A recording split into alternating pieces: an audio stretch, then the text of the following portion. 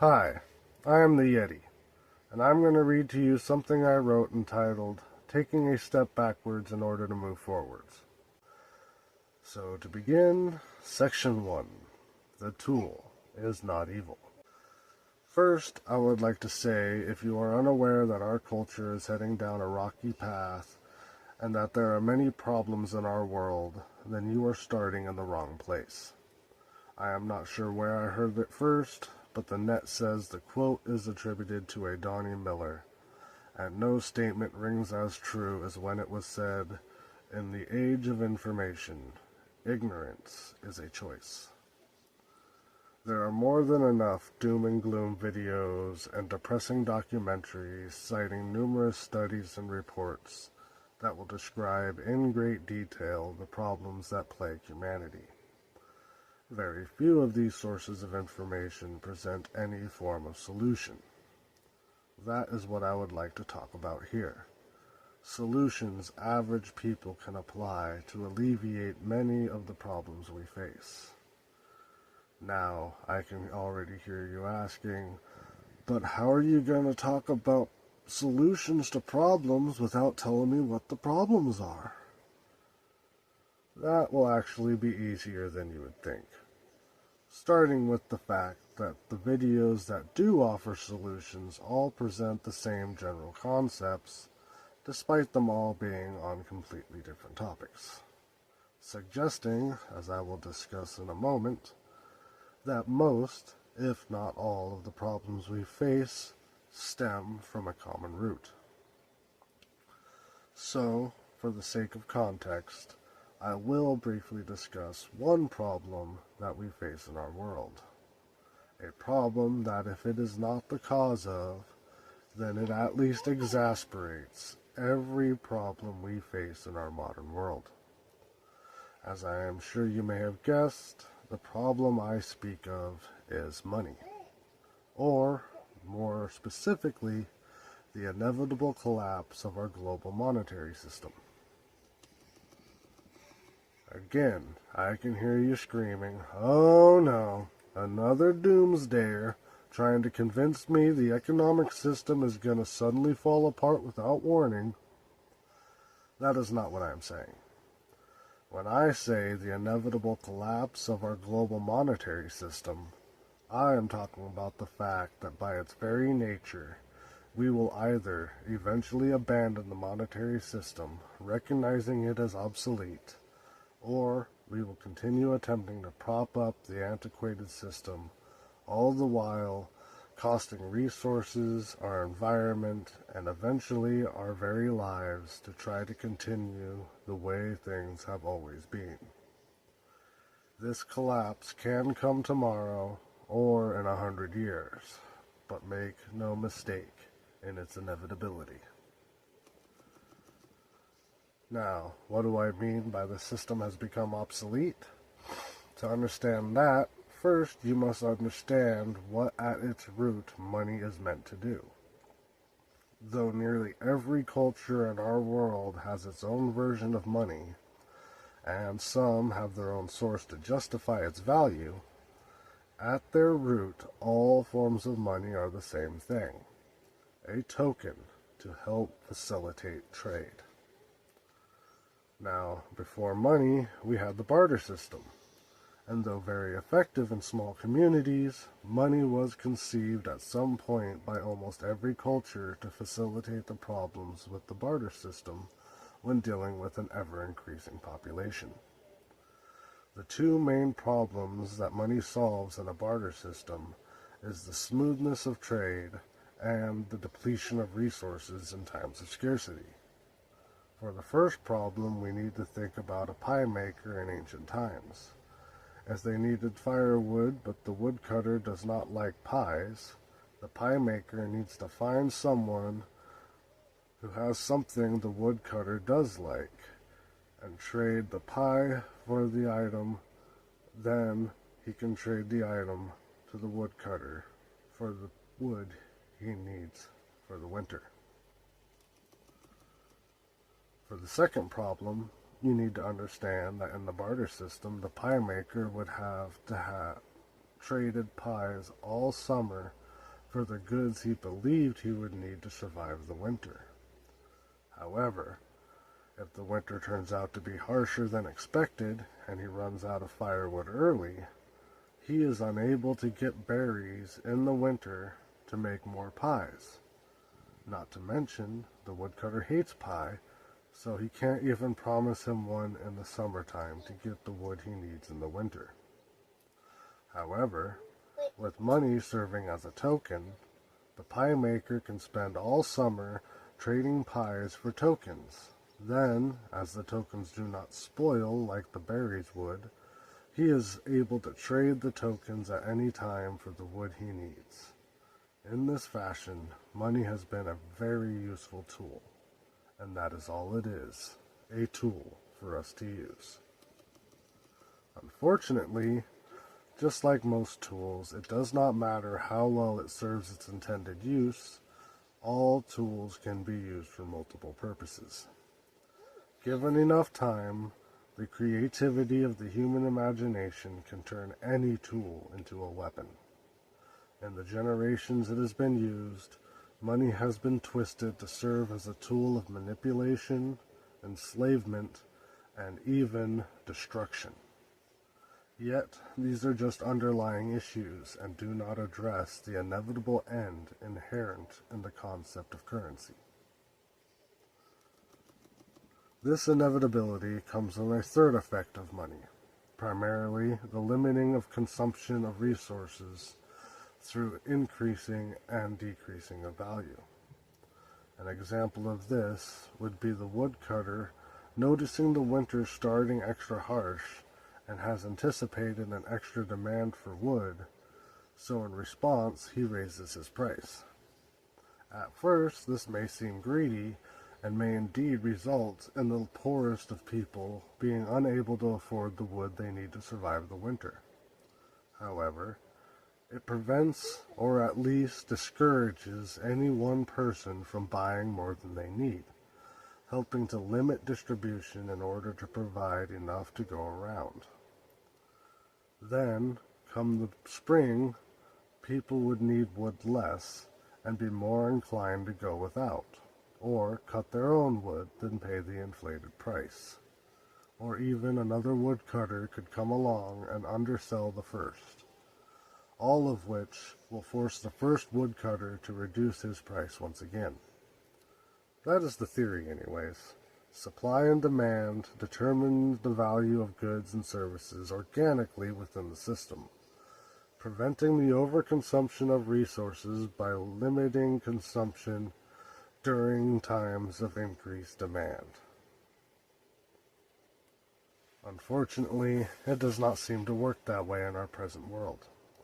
Far less consideration is given to supply when determining value, even to the point of limiting supply, reducing quality, and any other means they can think of to increase demand, allowing them to increase the perceived value. One need only pay attention to notice that in our modern world, companies work to improve their efficiency, increase production, and decrease costs, yet the price of new products do not reflect this. Rather than basing value on supply, it's now a matter of what they are capable of convincing the consumer to spend, allowing them to gain more than the cost of the goods or services, thus creating monetary profit.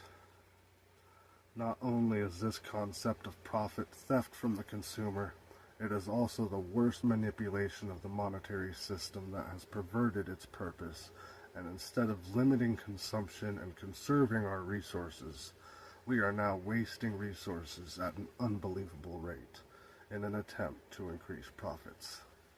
Essentially, throwing away the things that really matter in order to collect more useless tokens that are meant to be used to acquire the things that really matter. Equipment is allowed to sit and rust unused while people are forced to perform the tasks manually. Homes sit vacant, wasting energy, space, and resources while people freeze to death in the streets. And our food is allowed to rot while people starve to death. There is plenty of supply of just about everything we produce these days, especially the necessities for life, and yet demand is not being met. Obviously, something is getting in the way.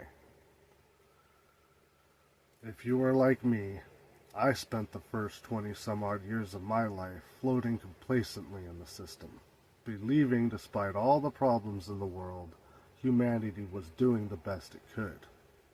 However, in the early 2000s, I was introduced to some material that forced me to reevaluate my views of the world, and without getting into all the doom and gloom documentaries I've been through, I will say I was drastically wrong. In my research, the most jarring information to me I came across was some figures from the early 2000s records. In the year 2010, we as a planet produced enough grain to feed more than 9 to 11 billion people a 2,000 calorie diet all year long. At that time, we had just broken the 7 billion population mark, meaning we had almost twice the grain necessary to feed everybody on the planet, and yet people still starved to death. Now, some people will claim that the food was used for other things, not just human consumption.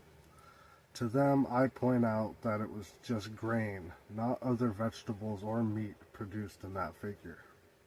On top of that, there's the figures in 2010 that in America alone, 34 million tons of food waste was generated.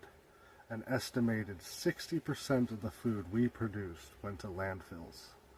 Less than 20% was consumed by humans, less than 10% consumed by animals or composted. Also, in 2009, it was estimated to have over 13 million vacant homes in the continental United States, and the census data at that time estimates around 4 million homeless on the streets. Yet people were still allowed to freeze to death while homes sat empty. I wish I could say this is a new phenomenon, but just a cursory glance in history is going to show you it has been happening for a long time. A noteworthy report would be the articles from the Great Depression talking about the warehouses full of food allowed to rot while people stood in bread lines or starved to death because they could not find work and could not afford the food that was readily available. Now, before you get too depressed, I did find a ray of hope in my research in the form of the late visionary named Jacques Fresco. He developed the concept called a resource-based economy as a potential alternative to the present monetary system. However, I will get more into that later. Right now, I would like to explain that those who invented profit, and even those who seek it today, are not necessarily evil, just opportunists, taking advantage of the system they were given. In fact, the original inventors may simply have been reacting to a survival instinct, seeing the death of their system in the future. For what do you think would happen to money in a world of abundance where we could produce more than we can consume, supply more than we could demand? In any case, hating those who seek profit will do very little good. Instead, we need to focus our energy in fixing the system that they are taking advantage of. Side note, those seeking profit and a billionaire, I think, are two different animals. Now, as this is a little more complex of an issue, and my example will have to be a little more extreme, so you will have to bear with me. There will be some holes in this analogy. For this, we will go back to our pie maker, and it is now spring. With an early spring and very favorable weather, the bushes have produced a mass abundance of berries. So many that he is able to make and sell enough pies to afford a magical device that will make the pies for him, freeing him to spend more time picking berries. This allows him to make so much more pie, he is able to buy a device that will pick the berries for him. Now he is able to lower the price of his pies because he no longer has to charge for the time he is making or the time for picking the berries. He has made so much money, he is able to improve his shop to the point he can make everybody in town a whole pie every day. Unfortunately, not everybody would want a whole pie to themselves every single day, and quickly people begin to get burnt out. This would force the pie maker to lower the price in response to the drop in demand. With the magical devices picking his berries and making his pies, his chickens laying his eggs, all he can charge for is the price of the flour and what little time he spends selling pies in his shop. This does encourage some people to buy more pie even when they don't want a whole one, but still he is not able to make enough money to buy the meat and veggies from the farmer or the wood he needs to stock up for the winter. This leaves him little choice but to limit the number of pies he makes each day, limiting production and allowing the excess berries to rot needlessly on the vine, wasting resources. This will allow him to justify selling pies at the price he did when he was still able to survive. Now, I know the example leaves a lot open, and I can hear a lot of you saying, well, why didn't he just sell the excess berries? First, I never said he wasn't selling some of the berries, and second, it was meant as an example to help understand how our pursuit for profit can be wasteful, even if it seems necessary. Finally, the example was to help understand that unless we can provide the necessities of life in abundance to everybody, then the desire to sell a product for more than it is worth in order to survive is not an evil act. It is humanity's ability to adapt and exploit unique opportunities that makes us as successful in surviving as we are. Yet, let's not forget, as suggested by the figures I presented earlier, we today can indeed provide an abundance of everything needed to survive to every human on the planet. Also, we have the means to transport anything from one point on this planet to the farthest possible point on the planet in less time than it takes for a human to die from dehydration. So as I can see it, we no longer can justify allowing such preventable waste and suffering. Also, I hope that it was understood that the magical devices represented automation. Though through improved efficiency and the application of automation, we can never reach zero value in a product, we can in fact reduce its cost to the point where a single person need only work one 40-hour work week max once in their life to earn enough to retire on. This is because even though we can reduce the cost of a product through efficiency and automation, this does not reduce the value of a person's time. In fact, upon freeing the public from such drudgery, we allow the opportunity for further education and thus the increase in the value of each individual's time.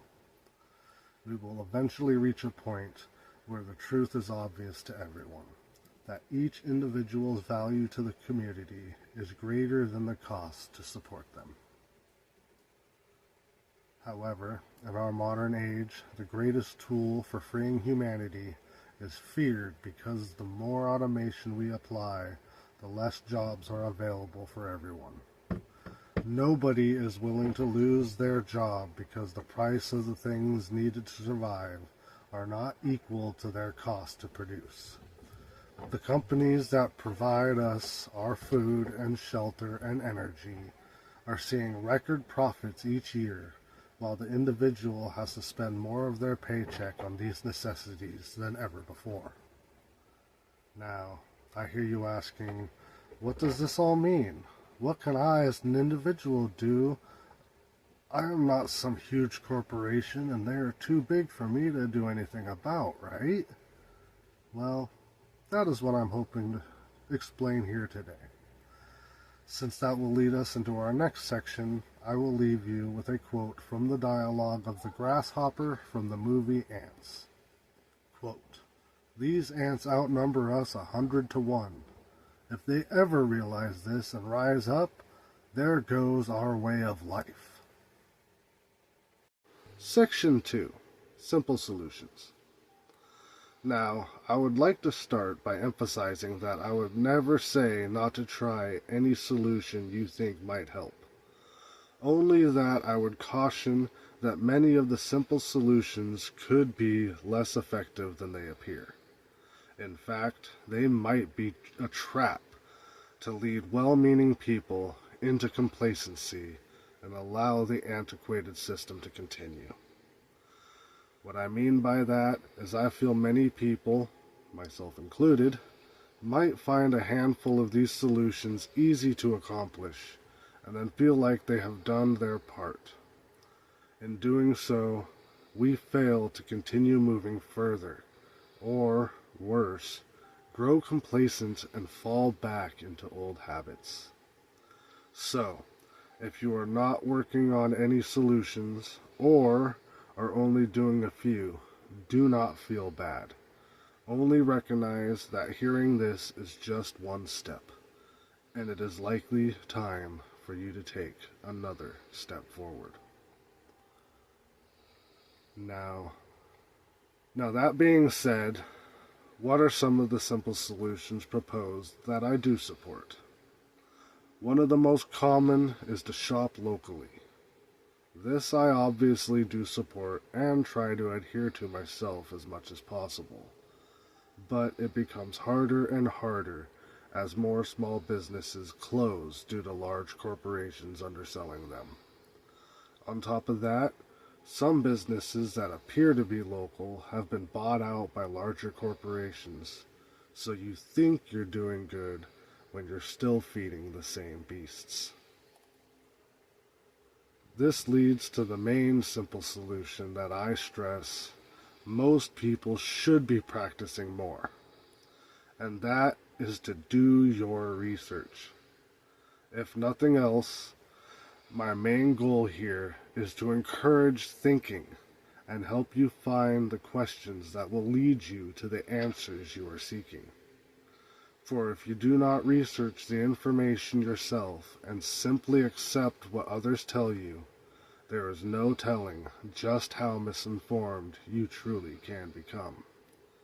Even if you truly trust the source, you cannot be sure if they were misinformed or misled before they relayed the information to you.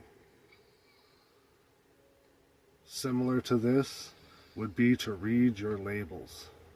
If you are concerned about the GMO monopoly that Monsanto and other such companies are inflicting on our food supply, then avoid GMO-labeled products, though this will only reduce, not eliminate, your consumption of GMOs. Also, several health concerns can be addressed by paying attention to what is being put into your food. Personally, I do not consume anything that contains high fructose corn syrup or any other artificial sweetener at this point. If it does not say cane sugar, then at least sugar is my sweetener of choice. There are so many other things to avoid in your ingredients list, and I think it was a comedian who I heard it from first that said, "If you cannot pronounce it, you should not be eating it." This is also where you can usually find the location the food was produced to try to keep things as local as possible, at least in your own country, as well as where you can look for different causes you support, like plant-based plastics or humanely raised meats. I believe this is a very important solution to focus on, because as far as I can tell, the way you spend your dollar has a far greater effect on our system than the way you vote during elections. Finally, self-evaluation. Find the time to periodically step back and look at your day-to-day routine, looking for the most wasteful or harmful practice you are still performing and find a way to improve it. This includes examining your trash. If you are throwing away things that can be reused, throwing away things that can be recycled, or are you throwing away things that you can eliminate from your future purchases? For example, if you are using Ziploc bags for leftovers, you can try reusable Tupperware. Or, if like myself, you don't like plastic, find reusable glass jars or other glass containers. Also, you can often purchase meat straight from the deli wrapped in butcher's paper, rather than grabbing the pre-packaged styrofoam and plastic wrapped meats from the shelves. Many options are available. You just have to look for them. I should also mention the simplest of solutions is non-participation. If there's something you do not agree with or believe is not functioning properly, do not contribute to it if possible, or at least interact with it as little as possible. I know this is easier said than done, but it is also one of the most powerful actions you can make. Ironically being taking no action at all. Of course, there are numerous other solutions you can find, some of them not as simple as others, that I may address later. These are just a few of the more helpful ones in my personal opinion. Remember, it's not all or nothing. As long as you are making an effort to improve your life, then every little bit helps. You should never feel bad comparing your efforts to another's, for you do not know what means they have had access to that has allowed them to achieve these feats. Section 3. A step in the right direction. Now we can start the real fun stuff. The biggest solution we can work on is a concept that encompasses many simple and complex solutions. That is, the pursuit to be as self-sufficient and sustainable as possible. I know that is easier said than done, and different people have different situations limiting their options. So I will try to keep things simple. And remember, just take baby steps, because every little bit helps. Let's begin by identifying what the necessities for life are. They can be split into two categories.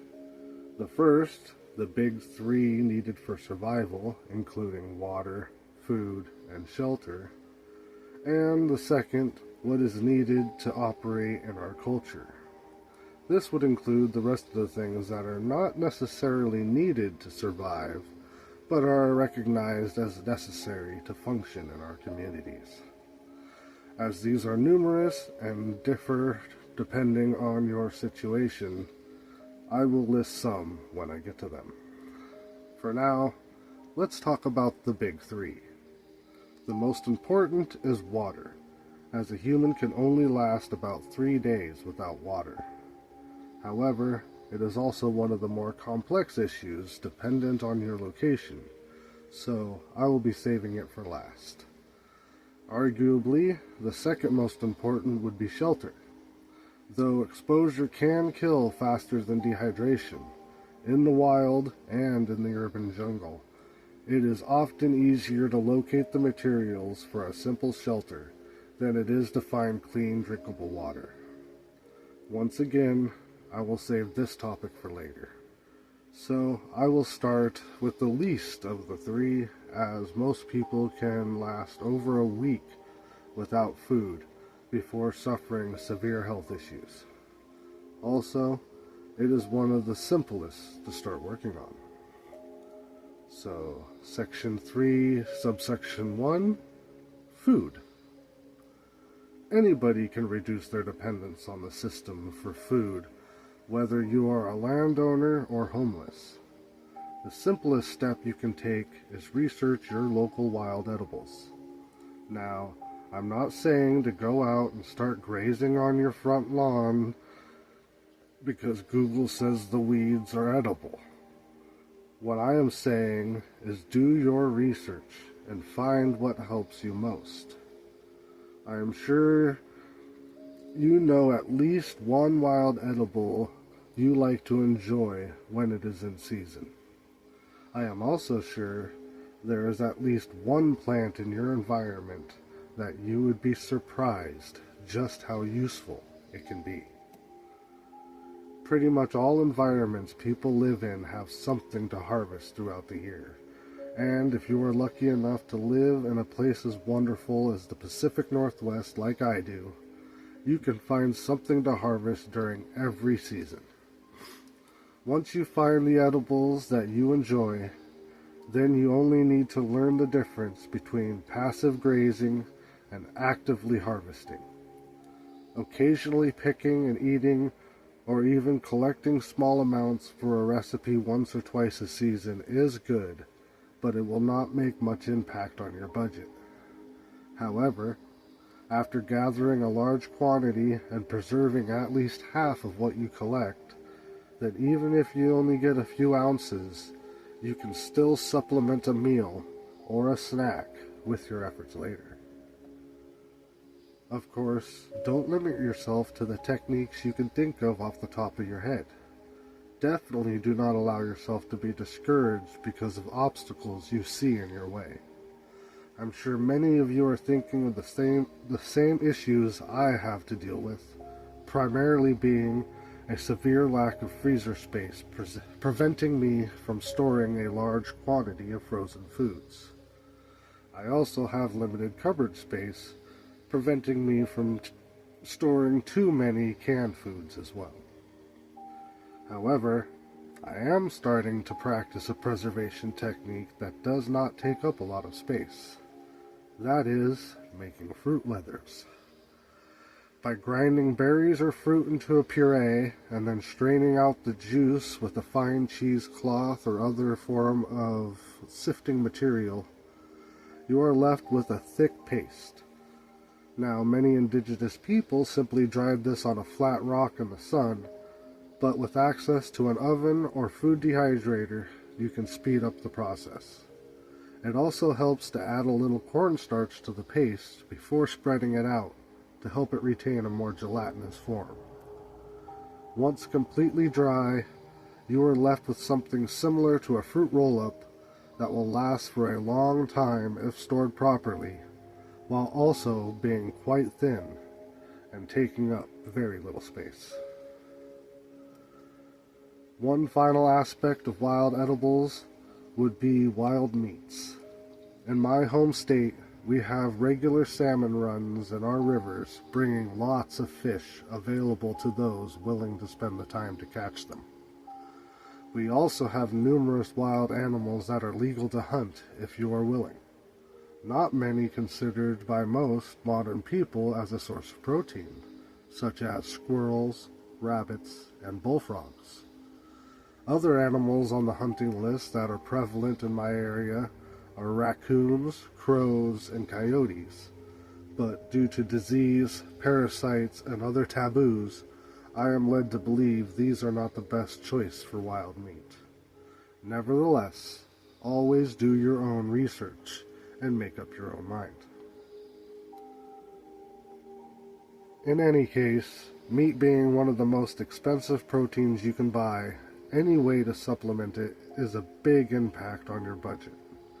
However, unless you have an abundance like the salmon runs we see to supplement your food, protein might be more efficient to focus on in the later stage of food production that I will get into soon. For now, once you are comfortable with the wild edibles in your region and familiar with different techniques for preserving the foods, you are ready to move on to the next stage of food production, and that is not so wild edibles. From fruit trees and berry bushes that are in other people's yards, to small farm stands on the edge of properties people build, allowing the community to share the local produce. There are many ways to take advantage of this source of food. Many people have fruit trees, nut trees, berry bushes, and other wild edibles on their property that are likely planted as part of original homesteading, or at least as an accessory to a property during development. These sources of food are usually lightly used, if used at all. Also, permission is also easily gained by the landowner, as such things tend to pose a nuisance in the later seasons, with the amount of rotting produce left on the property, often attracting insects and other pests. Just a little scouting around your home should offer you numerous fruit trees, nut trees, and/or berry bushes. By accessing these, you are creating many benefits, including greatly increasing the potential yield of your harvest each season, often helping reduce a nuisance to a property, and increasing communal cohesion by interacting with other members of your community. I usually offer half of what I pick to the landowner, to which they often refuse, simply glad to see the produce used, rather than go to waste and cause the aforementioned nuisance. There is not much difference between wild edibles and edibles on personal property, other than the caution needed to be taken in attaining permission. Not only should you not harvest from land you are not sure you are allowed to remove produce from, but you should also take caution when seeking approval by looking for warning signs like closed gates, numerous no trespassing signs, and no soliciting signs. However, when you are scouting for these sources of edibles, you will come across some of the locations necessary for the next stage of food production: guerrilla gardening. Now, when I first heard the term coined, it was talking about people doing some very entertaining practices, such as planting vegetables in city sidewalk flower boxes, or other areas like potholes in city streets. However, that is only one aspect of what I would consider guerrilla gardening. What I am talking about is anytime you utilize unused or otherwise unobstructed areas that are not your private property to grow edibles. This could be something as mundane as manicuring and propagating wild edibles. An example of this would be the wild strawberries I found growing along my driveway. Though I did live there, it was a rental, so I will call it a gray area. When I found them in their wild state, they did not flower, thus they did not produce any fruit. Then, after spending a little time on my hands and knees tearing up the moss and other vegetation in the area, they quickly doubled in size and began flowering and fruiting.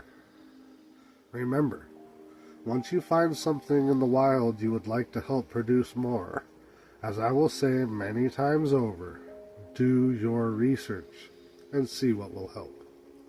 Also, look into local laws and be respectful of the environment. The last thing you want to do is destroy one ecosystem trying to help another and end up damaging them both. This is why I think such tactics should be reserved for the urban jungle, where much of the environment is already destroyed.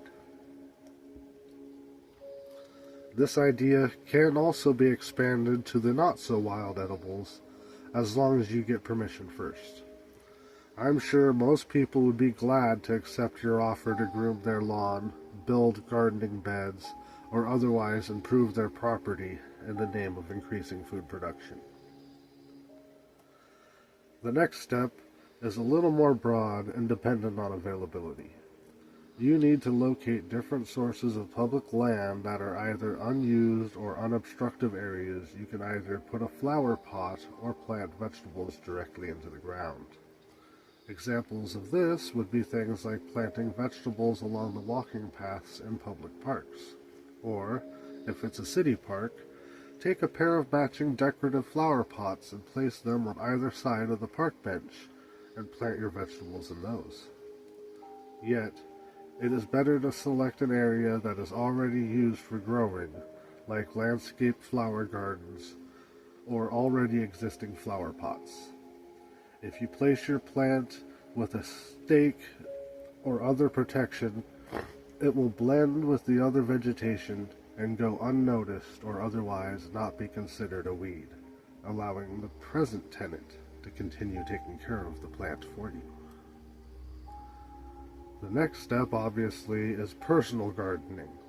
Unfortunately, not everybody has their own land to be able to grow enough food to sustain themselves and their families. However, as I have said, every little bit helps. Even if you're renting a small place, you have the space that you can use for your needs. Even if your place is tiny and you think you do not have enough area, I am sure there are spots in your home that you are not using that can be adapted for gardening. One of my favorite space utilizing techniques I've seen is a shoe caddy that hangs on a door with several plastic pockets for the shoes. If you fill the plastic pouches with soil, you'll now have a couple of dozen little planters. Now, they don't hold much soil and cannot support a great fruiting plant like potatoes. It is, however, ideal for leafy greens like some lettuces and most herbs. Just imagine all the herbs you need for cooking growing freshly on the pantry door right in the middle of your kitchen. Then, when it needs to be cleaned, the caddy can easily be carried outside. Other examples are wall hangings and hanging baskets from the ceiling. If your building has rooftop access, you can work on a rooftop garden. Think of any other place reserved for you that you are not presently using, like a parking space for some city folk in apartments. Also, if you research hydroponic techniques, you can produce even more while using less space. Then, of course, the more land you have available outside your home, the more potential you have for food production. When it comes to a choice between your lawn and a garden, most people have to water their lawn because they don't live somewhere like the Pacific Northwest, where the sky does it for them.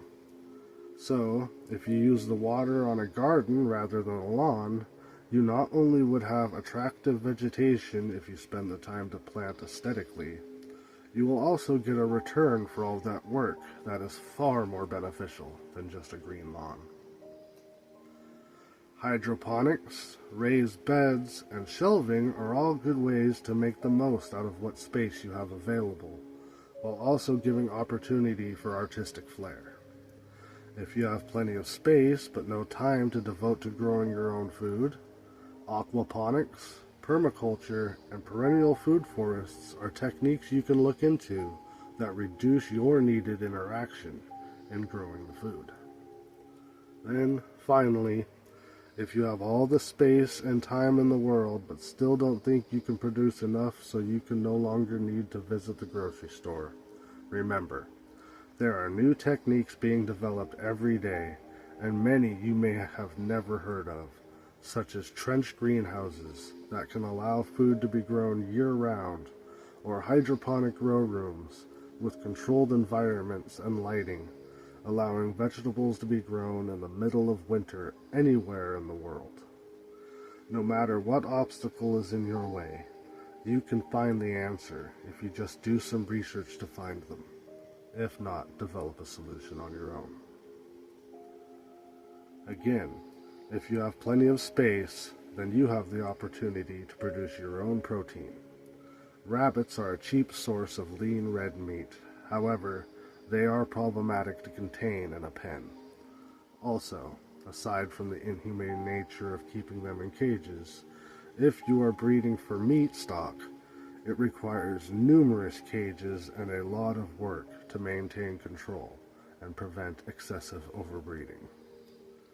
Chickens are a better choice, by my opinion, as not only are they far easier to contain and manage, they also produce eggs as well as being a source of meat. As long as you clip their wings, they are simple enough to corral and easy to contain.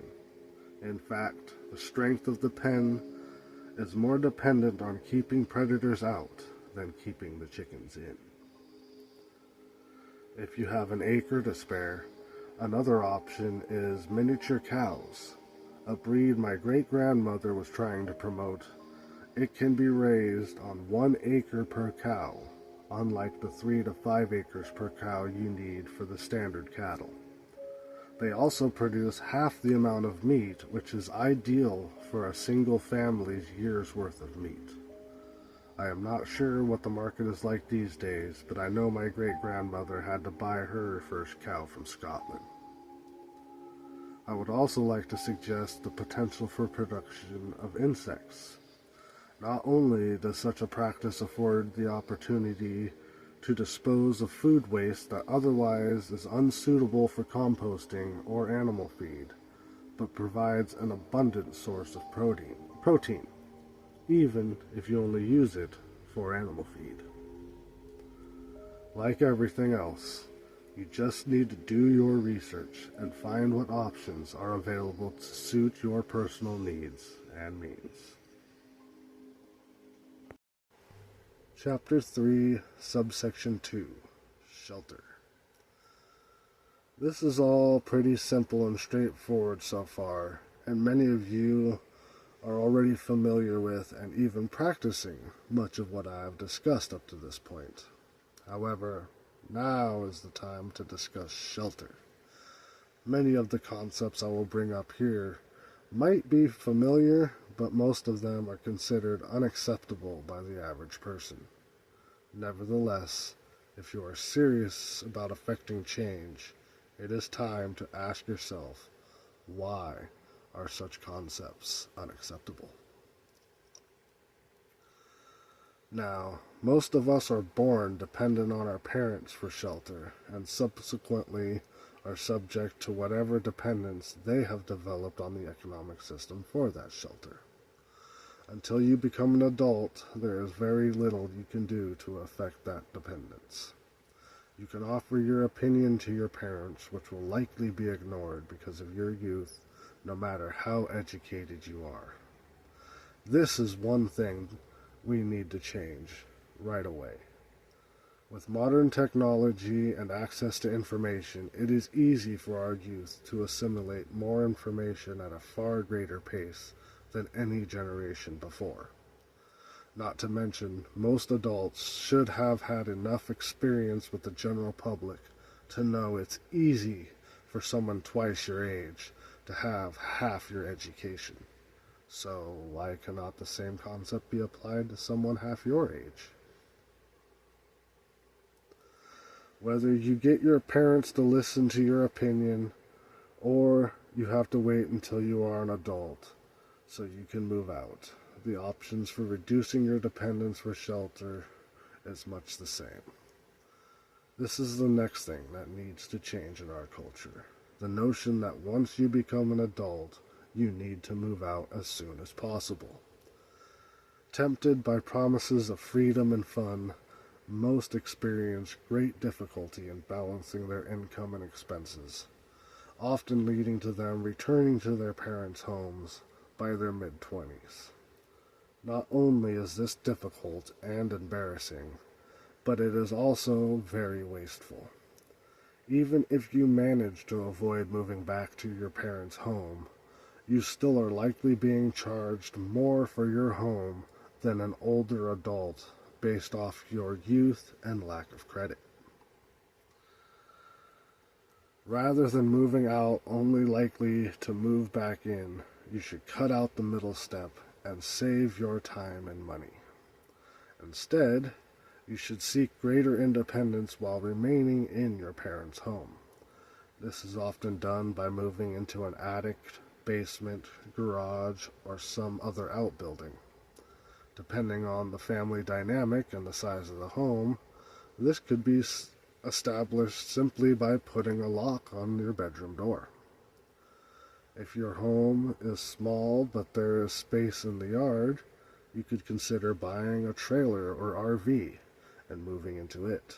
not only establishing an independent space, but investing in an asset for your future. And if your parents' home is not adequate for such expansion, then you could suggest pooling your resources in order to move to a more suitable location. So, rather than taking on the full responsibilities of living expenses, you can begin contributing to the household in a greater way while establishing a more equal or roommate-style relationship with your parents. This could include taking on more serious chores around the home or start paying your parents' rent, which should be far less and come with far less stress than what would be charged if you actually moved out. Also, if your parents are decent, they will likely do as I plan and put that rent into a secret savings account in the child's name. So when they believe they are ready to move out, they can be gifted with a nest egg to support their future. Now, this is all well and good for those who have these options available, and this does in fact reduce the stress on the individual. However, this has not actually reduced the dependence on the system at all. So, whether your family is prepared to move to a more accommodating environment, if you are prepared to leave the nest yourself, perhaps you are being kicked out at the age of 18, or you are forced into independence by other means, such as being born homeless. The next step is the same, no matter what. Because the only way to be completely independent of the system for shelter is to have a home outside of modern civilization. So, to be a member of our culture, you will be dependent on whatever system our culture continues to rely on. This means your decision is to determine just how involved you want to be. Homesteading out in the wilds beyond the edges of civilization is the dream, but is far more difficult than it may seem, though I will add, not as difficult as they try to make it appear. Also, with the expansion of civilization, it is only a temporary solution.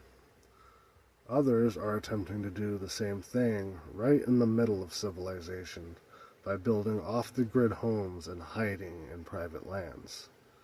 I believe this would be more stressful and more difficult to maintain than simply operating minimally within the system.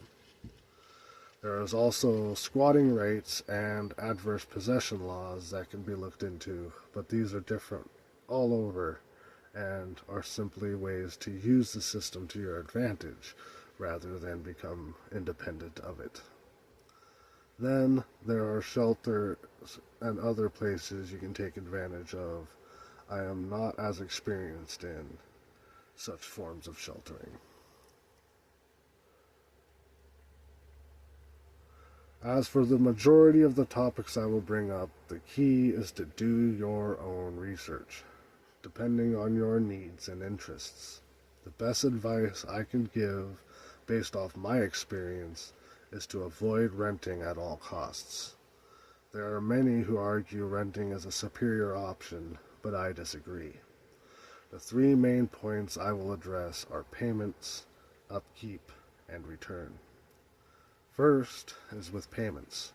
Though the dynamics are more complex than this, the simple issue is the majority of people are paying over $1,000 a month for rent, while my payments for my land were only $850 a month. Including land taxes, that is still less than $1,000 a month. On top of that, after 10 years, I stopped making those monthly payments, and it becomes mine. Then, it will only cost me a few $1,000s each year in land taxes. While, as a renter, you'll continue to make those larger payments monthly for as long as you would like to live in a home. Next is upkeep, one of the biggest arguments for renters. The main support is when renting, you are not required to pay for the upkeep and maintenance of the home and property. Unfortunately, this often results in the use of inferior products and shabby workmanship, seeking the lowest cost, resulting in the lowest quality of work. Yet, if you own, you would be more likely to put pride in the work, and though it will cost more in the beginning, the quality would be far greater and likely would be a lot longer time before further repairs would be needed, costing less in the long run. This also ties into the final point, and that is return. As a renter, if you decide you are done with an area and want to move on, all you get in return is a small chunk of your down payment, if you are lucky enough to qualify for the deposit. Whereas as an owner, you not only would get back most, if not everything you've paid into the land, including the value of improvements to the property, but likely more, as the value of improvements is often greater than the cost to implement them, as well as the property value will increase over time. This is where that family support comes in handy, for it might be a little more costly in the beginning to purchase property. The benefits, in the long run, far outweigh the convenience of renting. For no other reason, while renting, you will always pay every month for the rest of your life, as while owning, you will pay every month for years, and then only have to pay once or twice a year in land taxes beyond that point, a cost that is likely included in the price of the rent. I wish there was more I could say about reducing dependence on housing, but it is a complex issue, and the majority of other ideas I can think of qualify more for the subcategory of things needed in our culture rather than directly related to shelter. For example, heat. Even fire in a survival situation is technically not necessary, but is an extremely useful convenience. As well, in modern society, though heating is very important, I would not consider it absolutely necessary. Though, depending on how you look at it, if you are considering the insulation ability of your home, then it could be considered part of the home's maintenance and improvements. But when thinking about heating your home, it becomes a question of the energy being used and how efficient your system is. That I will cover more in the subsection on power and fuel. But before we can get to that, we need to talk about water. Section 3, Subsection 3, Water. Water can be a more difficult issue to address than housing, depending on your location. Yet, as housing's complications mostly stem from the system's control imposed upon it, water is more of a problem due to our environment and what we have been doing to it. From the numerous toxins we dump into our environment without realizing they will make their way into our drinking water, to the poisons that are intentionally added to our drinking water in order to purify and supplement it. It is difficult these days to find water you can trust to drink. I again have been spoiled to have been raised in the Pacific Northwest, where we have an abundance of clean, fresh water. Not only does it rain or snow regularly, replenishing our rivers and streams, but our rugged terrain gathers the water in numerous lakes and reservoirs. This slowly seeps the precious fluid into our ground table throughout the entire year. On top of that, our environment has remained healthy enough that I often drink the water straight from mountain streams and waterfalls without any purification. Though this is not recommended even in my area, I am familiar with most of the potential hazards to the purity of our waters, and must enjoy a privilege few in this world can experience with confidence. Not only does this mean we often have a higher quality water provided by our local government, but we also have numerous other options to become sustainable. I guess the easiest way to explain the options I am aware of for reducing your dependence on the monetary system for water is by explaining the plans for the development of my property.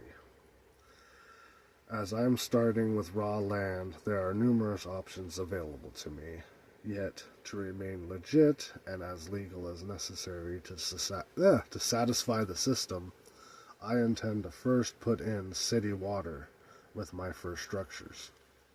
Then, upon moving onto the land, I already have a 200-gallon reservoir and two 50-gallon water drums that I can put in the back of my pickup truck. Near the property is a freshwater spring that I can fill the pair of 50-gallon drums in less than half an hour and then haul to my property and dump it into the 200-gallon reservoir.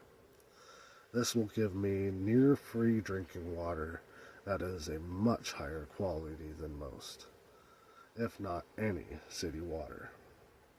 At this time, I would only use city water for dishes, laundry, and other non-consuming needs. Then, shortly after establishing my home, I will be able to drill a seep well that will pump water into a larger reservoir, at which time I will be able to turn off the city water and simply have the connection available for emergencies, thus using the system to my advantage rather than depending on the system for my survival. Now, not everyone has access to fresh drinking water, though I was told about a website called findaspring.org by a fellow spring visitor who said they use it all over the country. Also, not all land is suitable for digging a well. Unfortunately, most other sources of fresh water, and sadly even some of these sources, will require filtering before it is safe for human consumption. The simplest filter you could use would be a cloth or fine mesh screen used to remove any macroscopic material. If your water needs filtering, this likely will not be sufficient, but depending on how contaminated your water is, you may want to start with this step anyways. The next step would be to send the water through some form of medium, such as fine gravel or sand. However, the most common and most effective form of this would be a charcoal filter. Utilizing rocks, fine gravel, sand, and charcoal, you build it in layers to not only remove fine particles and dissolved contaminants from the water, but also removes contaminants that would otherwise remain as they are absorbed and or neutralized by the charcoal. Now, the charcoal filter does require certain materials and can be difficult to maintain, so a simpler filtering system would be a solar still. Such a diverse concept, it can be made in countless different ways, as long as it has 4 basic elements. The first is a reservoir to contain the contaminated fluid. It should be sealed enough to contain evaporation. The second element is a lid or top with some form of curvature to gather the condensation. Third is a catch to collect the condensation well above the max level of the reservoir. Finally, some way to retrieve the fresh water in the catch without coming in contact with any of the fluid in the reservoir. As the name suggests, this only requires the heat of the sun to operate, but depending on the materials used to build the still, any heat source can be used. I will warn at this time, if using a heat source other than the sun, different contaminants evaporate at different temperatures, and the more heat you apply may add more contaminants to the final product. A simple example of a solar still is one that can be made in a survival situation, and all it requires is a piece of plastic and something to catch the water. Both the bigger the better. First, you need to dig a hole in the ground able to be covered by your plastic and deep enough for your catch. Then, fill it with any moisture you can find, even if you put in fresh plant matter, contaminated water, or even urinate into the hole, and as it is absorbed into the soil, the wet soil will still evaporate fresh moisture.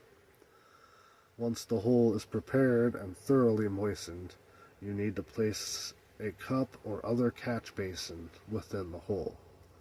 If there is standing water, you will need to use a rock or something else to stand the cup totally above the water surface. Finally, cover the pit with the tarp and place stones or sand around the edge to hold it in place and seal the evaporation in. Then, place a final stone on top of the tarp, right above the catch basin, to create a dimple for the condensation to collect at the drip into the catch basin. Unfortunately, neither the solar still or the charcoal filter can remove all contaminants. Even if you put them in series, there are some chemicals in highly industrialized areas that would still remain in the water after going through both filters. So, as always, let me hear you say it with me now. Do your research. Find out what contaminants there are in your water that you are concerned about and research the most effective way to remove said contaminants. Once you have your filtration system in place, you will be able to get as much water as you want, and depending on the type of filter, you may not even need to pay to clean and replace your filter. Section 3, Subsection 4, Cultural Needs.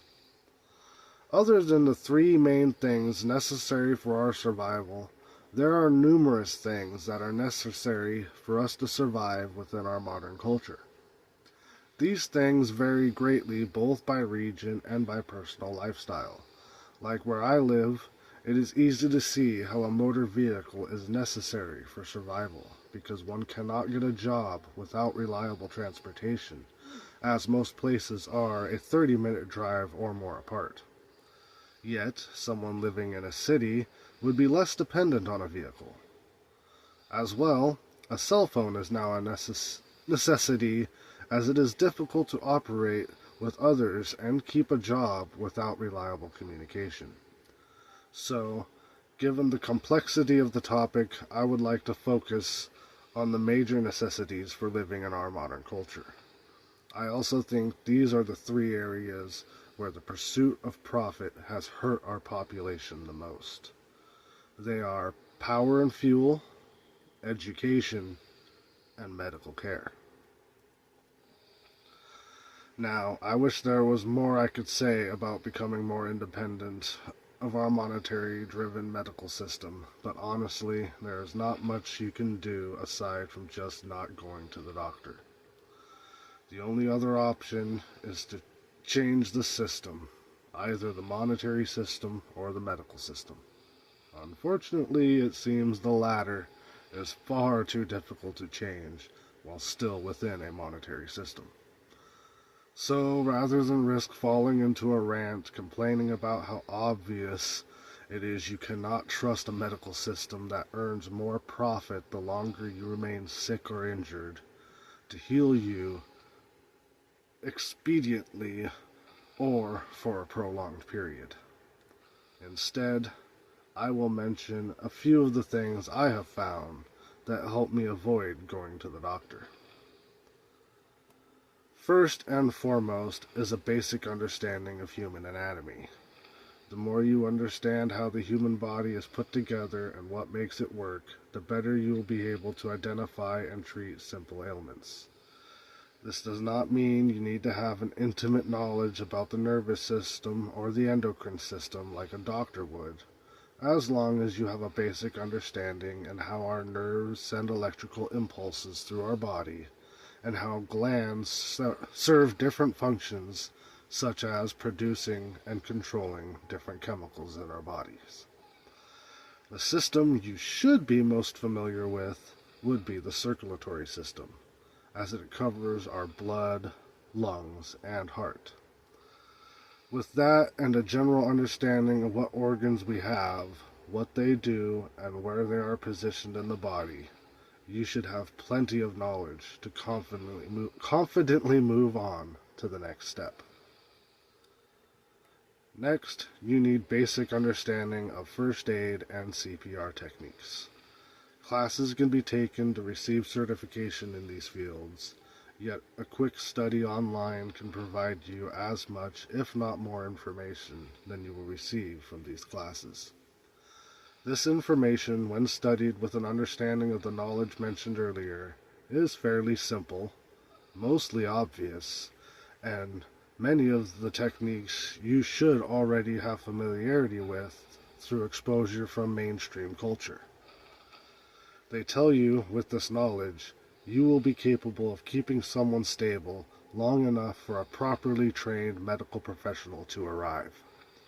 What they don't tell you is this also means you have all the knowledge to treat someone who is not in need of a more experienced medical professional. Determining if someone is in need of an experienced medical professional is easier than you might think. Most of the details you will learn when studying first aid and CPR, including the not-so-obvious risk factors such as damage to the neck or spine, or internal bleeding. Beyond that, it is basically any injury you think might be life-threatening or at least permanently disfiguring or disabling. With the exception for the surgery needed for my impacted wisdom teeth, every ailment I have gone to the doctor for has been treated with painkillers, anti-inflammatories, and proper stretching techniques. The stretching techniques you can find searching online based off of your injury. As for the pain medication, it is more of a problem than it is worth.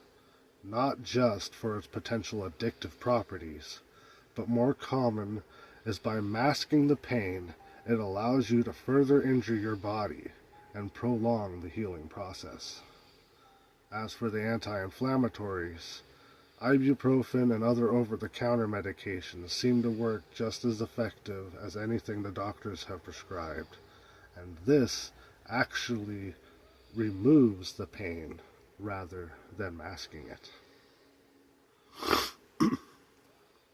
One final warning while performing self-diagnosis. Always keep close track of progress and time. It is true an injury can take time to fully present itself, like how you can be in a car crash and not hurt until the next day. Yet, most injuries should fully present themselves within a few days. If more than a week has passed and the symptoms continue to get worse, then the underlying cause might be more serious than you think.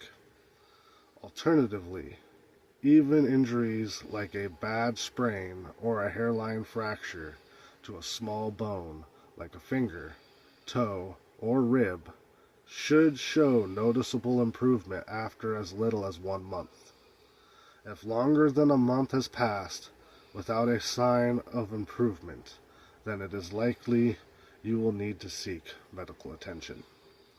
If you do resort to seeking medical attention, don't forget to inform them exactly how long ago the injury took place, what treatments you have attempted, and the details on whether the symptoms have gotten better or worse over time. For example, in my early teens, I got injured while stacking and moving large piles of wood. As I was unable to move my right leg without severe pain in my lower back, I went to the doctor and found I had injured my sciatica. After years of anti-inflammatories and stretching, as I was not adamant about my physical therapy, I did recover from this injury. Then, in my late 20s, I tripped and fell while walking off trail in the woods. At first, I did not notice any problems. Then, over the next few days, I developed an increasing lack of movement in my left leg, causing pain in my lower back, much like the sciatica injury. Using the stretching techniques I learned with the first injury, I was able to improve the pain. However, it did only slightly relieve the irritation instead of removing the pain like before. I spent 6 months attempting to alleviate the symptoms before I decided I needed medical attention. After an examination, it was determined that I had dislocated my left hip and have been walking on it dislocated ever since. After learning the new stretches I needed to alleviate this injury, it took several months and I only got mild relief. Likely due to the time I let pass without proper examination, thinking I knew what was wrong. Finally, while carrying a heavy piece of lawn furniture, I stepped backwards into a hole with my left foot, causing me to trip and fall. During the fall, my hip popped so loudly that my partner on the other end of the bench thought I had seriously injured myself in the fall. Instead, I experienced one of the greatest reliefs I have ever felt in my life, as I had apparently popped the hip back into joint. Though it has acted up a few times since, thanks to the stretching I have learned, I have managed to recover from that injury as well.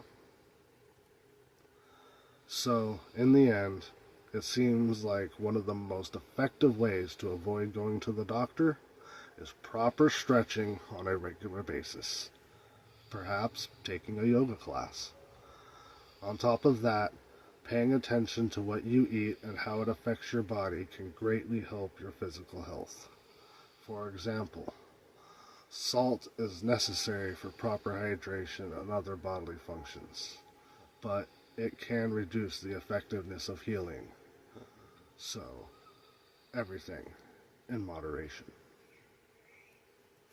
Moving on, education is very similar to medical treatment, except rather than the necessity to interact being your health and well-being, it is because the less educated you are, the less effective you are at contributing to the community, as well as our government requiring you to participate in the profit-driven education system. Most of us start out being forced into whatever education system our parents have registered us into. For this, all I can really say is do not blame your parents, for it is not easy to arrange for your child's education. Rather, you should take advantage of the resources available and the opportunity to socialize. Beyond that, the only concern you should have with your academic career beyond graduating high school depends on your ambitions later in life. If you desire a prestigious career or at least have ambitions of going to a renowned college, then you will need to work for good grades and a high GPA. If you have not made this decision before high school, then at least by your freshman year, you should be devoted to improving and achieving the highest GPA possible in order to improve your chances of success in your future career. If you do not make this decision until beyond your freshman year, or otherwise graduate with less than a 4.0 GPA, it does not mean you cannot get the career you desire. It just means you will likely not get into the best college of your choice, nor will you get the highest paid position in your career, and you will likely have to work harder to achieve your goals. But if you put in the effort and you have the passion, it is always possible. Now, if your chosen career does not require you to have an Ivy League school or have some prestigious degree, or if, like me, you had no ambition or idea to what career you would like, then it really does not matter how good your overall grades are before graduating high school. Even if later you decide you want a major career, you will likely lack the passion and ambition to reach the top end of said career, and likely are drawn to the career for another reason. As long as you get good grades on the tests, proving you understand the material, then the rest of what makes the grades in school for the majority of the year is simply measuring how subservient you are. Whether you will follow their instructions without question, whether you will do the bare minimum or strive to do extra work, and how well you behave in a mundane environment while endlessly performing mindless tasks. Now, I feel I should warn you, if you have any passion for a given career, you must cling to that passion and be prepared. In my experience, every job is designed specifically to suck all the passion out of any task you perform. Even if the task is something they cannot make tedious, then the education requirements for certification in that field is designed to drain you of all passion. Even school in itself is our first job and designed to destroy the first passion all humans are born with, and that is the passion to learn and expand our minds. As every child strives to learn new, see new, and feel new experiences, most are excited to go to school. Then we stick them into the structured environment that is school, where they begin to suck the passion out of education by forcing them to perform mundane tasks repeatedly until they no longer have a drive to learn something new. Instead, they are willing to simply memorize whatever information they are offered and regurgitate it later without any thought. Also, I will mention, if you do not get good grades on a test, that does not mean you are not able to learn the information. If you failed a test you actually tried to pass, then you need to figure out why. Is it a specific part of the information you do not understand and can study further to achieve understanding? Or is it seemingly the entire concept, which could be an underlying issue such as dyslexia, or simply a deficient vocabulary? Or it could just mean you do not function well in a structured environment and you need a more free way of learning.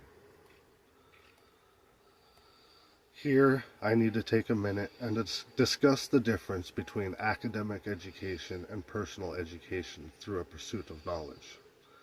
Academic education is merely the time we will spend in the system and the certifications you have earned from it. Unless you have ambition to climb a corporate ladder or otherwise make a lot of money in a career, then there is little reason to be concerned with expanding your academic education.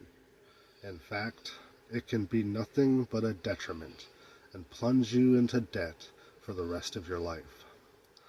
Personally, I don't think it is worth it if all you are trying to do is feed your drive to increase your personal education. Also, unless you have interest in a high-class career, most skill-based jobs are far more interested in what skills you have and the proficiency which you can apply them than they are in any certifications you may have acquired. As I mentioned, we all are born with a drive to learn, and those lucky enough not to lose that drive can achieve amazing mastery in a vast amount of information. For everyone else, you can regain that passion by finding time away from the drudgery of day-to-day life to study an art or science that piques your interest. Also, don't let anyone tell you how to learn what you seek to know. Find your own way to learn and maintain that passion. Finally, I would like to talk about energy and fuel. Much like water, there are numerous sources of fuel and energy that can be taken advantage of, and these sources differ greatly with different regions. Though fuels are simply one way of creating energy, I mention them here because how dependent our culture has become on fossil fuels and how we can reduce that dependence by utilizing other forms of energy. When I say fuel, I'm sure most of you think of petroleum gasoline or at least diesel fuel. However, there are numerous fuels we use in our society, most of which are derived from petroleum. These fuels include, but are not limited to, propane, kerosene, butane, methane, hydrogen, coal, and wood, just to give you an idea. Some of these fuels are obtained without reliance on the monetary system, yet reliance on these fuels is still problematic, and I would suggest shifting to a greener energy whenever possible. I know not everyone is capable of buying an electric car, but not all forms of electric transportation are as expensive as an electric car. Just as not all fuels we consume are from transportation, and higher quality electric versions of tools and equipment are coming out every day. Now, it's not going to help much to convert everything you have from fuel to electric if you're still relying on the grid for your power. So let's talk about different ways you can generate your own power. The two ways I know of to generate electricity is through the rotation of an electromagnetic field and the magic of a photovoltaic cell, otherwise known as a solar panel. I do have a basic understanding of how a solar panel operates. However, I also know that the process of making one yourself is far more difficult than acquiring one produced industrially. An electric generator, on the other hand, is so simple that there's no reason I shouldn't give a basic explanation. All you need to create the most common electric generator is a coil of wire and a magnet mounted to a shaft. The larger the magnet, the better, as long as its magnetic field is strong enough to affect the coil you are using. By rotating the magnet inside the center of the coil of the wire, you create a charge. If you connect something like a light bulb to each end of the coil of wire and complete the circuit, you can power that device by rotating the magnet. You can also connect the wires to a dead battery and charge it with this energy. The more coils in the wire, with insulation between each coil, and the faster you turn the magnet, the greater the charge you can create, as long as the magnet is large enough and sufficiently powerful to affect the size of the coil you are using. Now, even though it is simple enough to make, I am fairly sure the ones created industrially will still be far superior to the ones you make yourself. Not only is it far less complicated to create than a solar panel, they are also much easier to acquire, cheap, if not free. You just have to know where to look for them. Many vehicles have electric generators in their motors called an alternator. These can be removed from old junk cars and generate a decent amount of power for their size, but do require a charge or a modification before they will generate power. However, even more abundant are electric motors due to the fact that nearly every electrical appliance has an electrical motor in it. Also, almost every children's toy that has motion and batteries will have some form of small electric motor inside them. Even though they come in many different sizes, they are all generally the same look. A round cylinder, or on occasion an exposed coil of wire, centered around a shaft or port to insert a shaft on one side of the cylinder, and two terminals or protruding wires on the other side. For you see, there is really no difference between an electric motor and an electric generator. You simply apply a rotational force to the shaft of a generator to create the electrical charge in the coil. Then, inversely, with an electric motor, you apply an electric charge to the coil in order to create a rotational force on the shaft. So, by applying a rotational force to the shaft of an electrical motor, you turn it into an electrical generator. Now all you need to do is figure out how you would like to apply a rotational force to the shaft of your generator.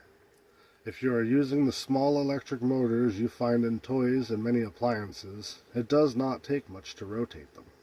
Even a wind toy can successfully operate with numerous motors attached without slowing its rotation. However, those motors also do not supply very much energy and would likely be best in an emergency situation. Then, the larger the motor, the more difficult it becomes to rotate the shaft. They also produce exponentially more power.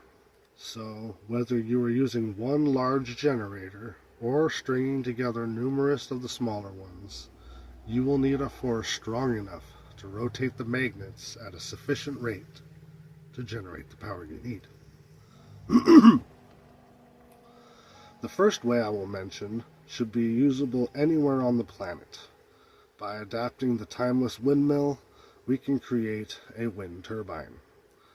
Though numerous new designs are being developed every day, the most common and familiar is made by placing a fan with large blades in an area of high winds, or at least at the top of a large tower.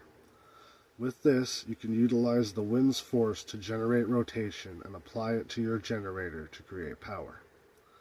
The main problem with wind power is the large degree with which the wind's force fluctuates. Most areas are prone to windstorms at one point during the year that are strong enough to damage weaker structures. However, if your structure is designed to withstand the strongest winds possible, it is likely not going to be effective in weaker winds. Not to mention the inconsistency in the amount of power being generated at any given time. This requires the use of more or larger batteries to store the power generated at high winds to be used during times of slack winds. Because of this, it is best to use wind in conjunction with at least one other source of energy. Next is another classic that can be utilized anywhere that has flowing water. As you may have guessed, I am talking about a water wheel. By placing a paddle wheel in or under the flow of water, the force of the current will cause the wheel to rotate. Though much slower than most wind turbines, the water will apply much more torque behind the rotation. Through the use of gears, you can easily increase the amount of rotation on your generator, and with the added power from the water, you can use a larger motor than most wind turbines.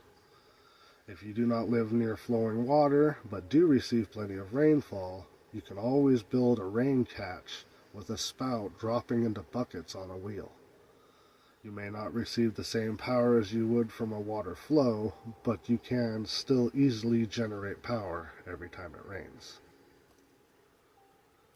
The next option I will mention is if you have some form of fuel available, you can use either a steam engine or an internal combustion engine depending on the fuel. Just about every engine that exists converts energy into rotational motion. Then, through the use of gears and pulleys, you can transfer that rotation into just about any action you can think of. As long as the engine is of sufficient power, it should rotate any generator you connect it to. Now that you have your generator, or if you're able to have acquired solar panels, or maybe even proven better than me and built your own, you are able to generate your own energy. The next thing you will need is to figure out what you're going to do with that energy. If you're only generating a small amount of power through small motors, you can hook the lines directly to some lights and have free lighting whenever your generator is active. With a little more energy, it would be able to run most 12-volt devices. However, connecting such a device directly to a generator can be dangerous and harmful to the device due to the inconsistent flow of energy and the potential for surges frying the wires and circuits. It is better to attach the generator to some form of power control unit. With the use of a power control unit, you can safely operate different devices with your generator, and if the control unit has an inverter, you can even run most AC-powered appliances found in America. Unfortunately, most power control units require you to attach a 12-volt battery before they can function, and even without a 12-volt battery, the ones that do function can only prevent overpowering your devices and will still fail if the generator's output drops below the demands you have on the system. In each case, it is best to use batteries in your system whenever possible. You are likely producing more power some of the time than you are using, and you would want to store that excess energy for the times when your generator is not operating at peak capacity. Another option at this point is in some areas they have provided the opportunity to connect your personal power generation directly to the local grid. This allows you to supply the excess energy you produce during peak times to the grid, earning a credit for your contribution. Then, in the lower times, you will still be using your power partially, and the rest of your demand will come from the grid, supplemented by that credit. Thus, if you generate enough excess power in your peak times, then you essentially can have free power from the grid, supplemented by your credits, as if the grid functioned as a more efficient battery. I have not heard of any way of getting paid by the grid for generating far more than you use, but if we all generated as much power as our land was suitable for, then we eventually could shut down most, if not all, the toxic power plants. People that are producing very little power and demanding much will be offset by those producing great amounts of power while demanding little. One last thing before we move on, I wanted to mention a few other forms of energy that you can utilize. There are techniques to utilize the thermal properties of the earth, including cellars, subterranean homes, and trench greenhouses. As long as there is at least 3 feet of soil to act as insulation, the structure's interior temperature will remain constant no matter how the weather and temperature fluctuates outside. There are also geothermal pumps that can generate electricity from the thermal energy in the earth. However, like wells, they are dependent on your location. There are also techniques running sealed pipes of water through compost piles and manure pits, utilizing the thermal energy produced and the convection created by the temperature difference in the water to provide heat to structures. Something as simple as a small redesign to your home and a strategically applied paint job can use the heat of the sun and convection of air to help control the temperature inside your home. Remember, creating your own electricity is not the only way to become less dependent on the electrical grid.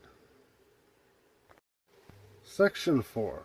The next step forward. I know this all seems pleasant and able to make things easier on you as an individual, but how is this going to help us as a species advance our culture beyond its present point? Well, the way I see it, The more sustainable you can make yourself, and the more you can simply use our present system to your advantage, rather than depend on it for your survival, the less stress you put on the system, preventing it from transitioning to a new, more efficient state. At the very least, by becoming self-sustainable, you will reduce how you experience the stress and trauma inflicted on a populace when their system of governance changes, or any other hardships that may arise for that matter. Think of our economic system as an operating system for a computer. The version we are using now is like the most recent versions. Lots of programs, overly complicated even though made user-friendly, and appearing much the same as the original, but is in no way the same as the first version.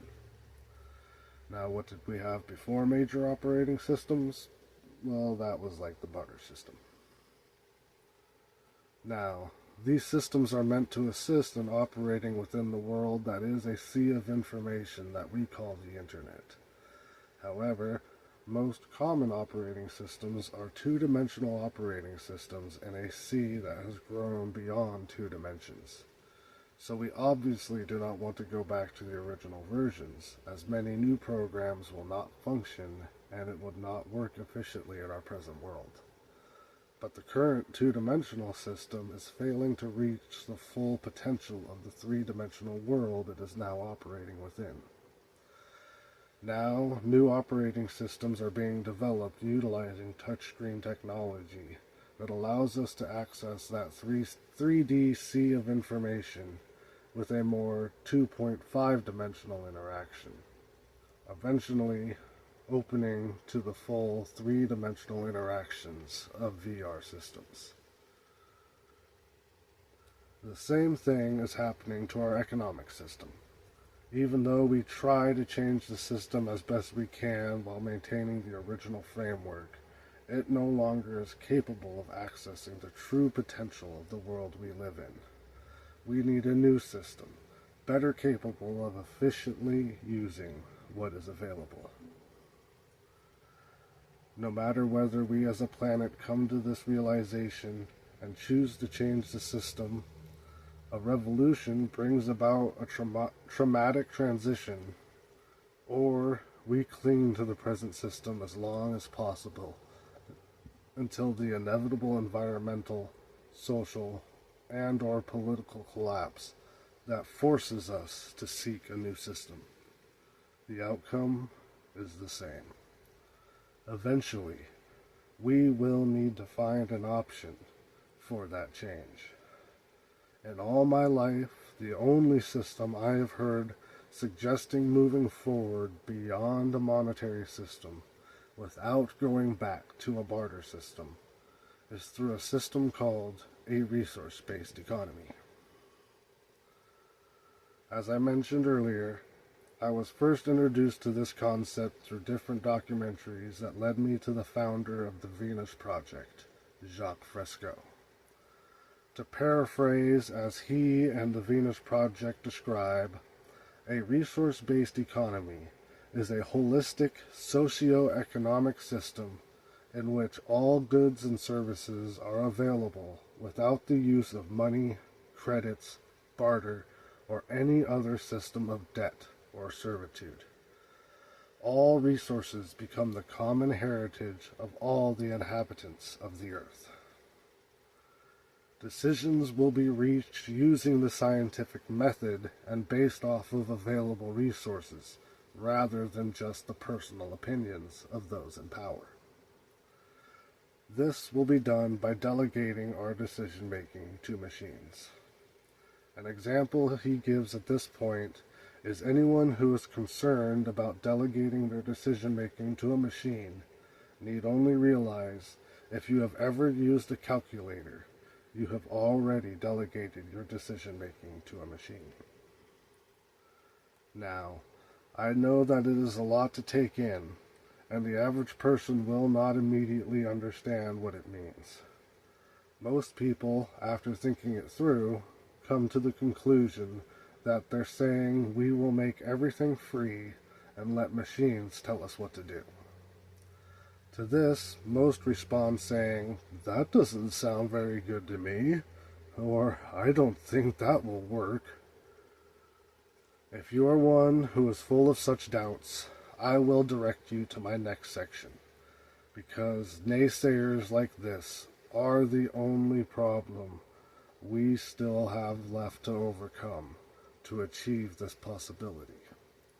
Other than the necessary involvement of humanity, the only things we need to achieve this system is the ability to produce more than we consume, access to the resources to maintain that level of production, the infrastructure to distribute said production efficiently to the populace, and a global information network capable of communicating with everyone around the world. As it should be obvious at this point, we do, in fact, have all of these criteria available to us at this time. So, how would such a system work?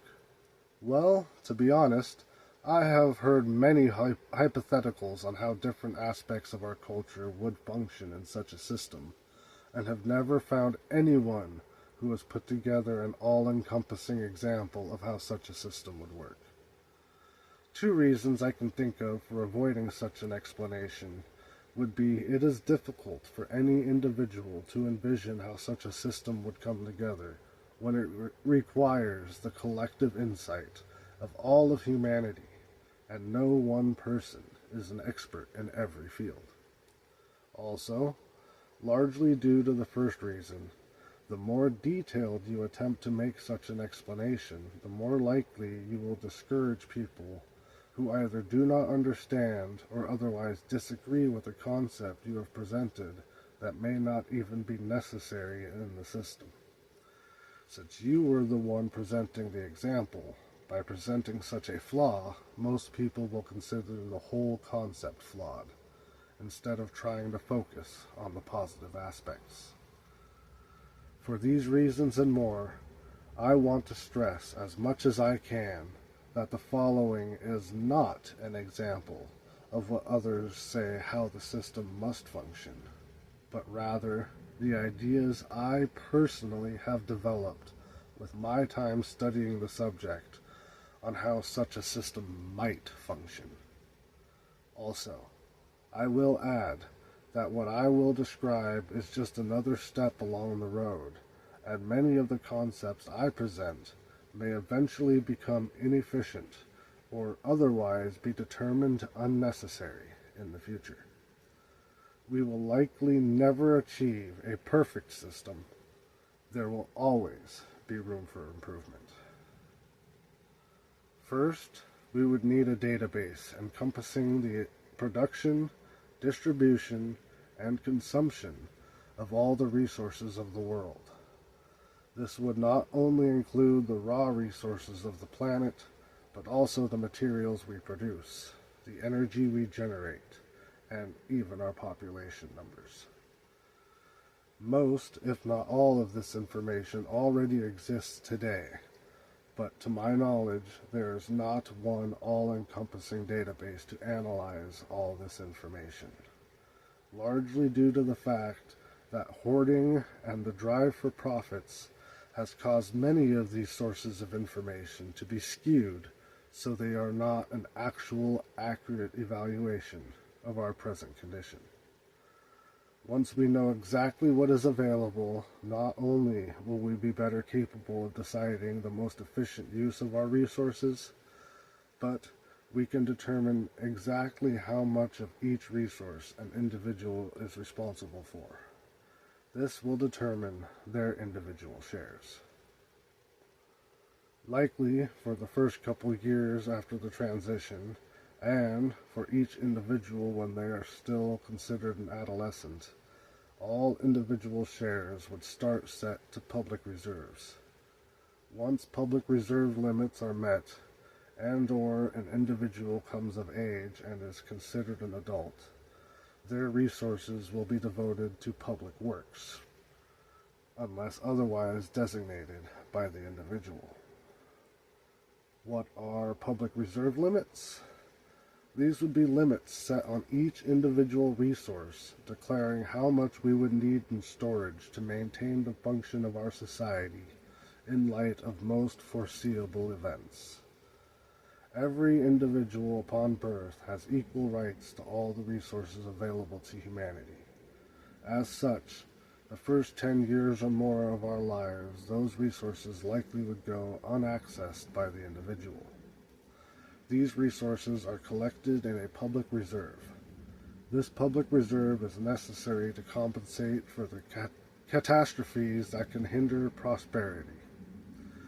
This way, an individual can choose to devote their resources to the development of new projects and/or access their shares of the reserve to complete a personal project, such as the construction of a custom personal home. However, likely after accessing public reserves, resource allotments would only go to restoring the deficit to the reserves before being allowed to further develop new projects, such as public works projects. Unless the resource accessed in reserve is at a surplus of the set reserve limit, at which the individual shares can be devoted to any project, yet they will still may have no longer access to personal projects until using their resources to replenish what was used in the public reserves. Now, what are public works projects? Public works projects would be projects that are obviously for the betterment of all the community. These would include, but not be limited to, the production, development, and distribution of the necessities of life, such as food, water, medical care, education, shelter, and the basic maintenance to our infrastructure, as well as the development of new production and distribution methods. Anything devoted to public works that is not utilized will be added to the surplus public reserves. So even devoting your shares to public works projects can slowly restore any deficit to the public reserves. When an individual desires a specific project, like the construction of a unique home or personal design device, or the production of something else outside of the public works, they can devote their individual shares of the world's resources to that project. If the resources they desire are exotic or beyond their personal share of public reserves, this could result in an unreasonable amount of time for the project's completion, with only an individual's allotment applied. At this time, they can seek other people to contribute if it is something that may benefit many people, find an alternative to the scarce resource, or find a way to increase global production of said resource, not only decreasing the overall time of the production of their project, but earning a bonus of said resource to their project. In this way, even the most selfish projects will contribute to the rest of humanity.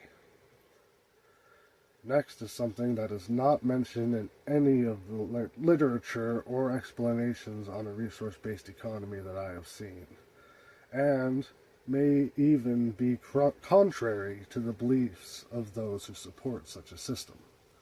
Nevertheless, in order for the system I am describing to function and allow each individual to access their individual shares of the world's resources and devote them to a project other than public works projects, it will require some form of citizen registration and certification system. This citizen registration could be something as simple as an identification designation given at birth, like a Social Security number in America. However, given the freedom provided by this system and the lack of necessity to track each individual, it could be left as a matter of registering at a time you would like such an identification.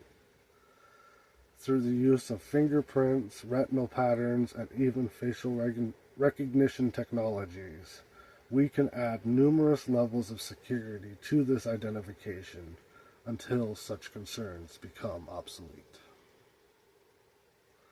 Without the need to control each individual's decisions and limit access to the necessities of life, the need for such identification is very limited.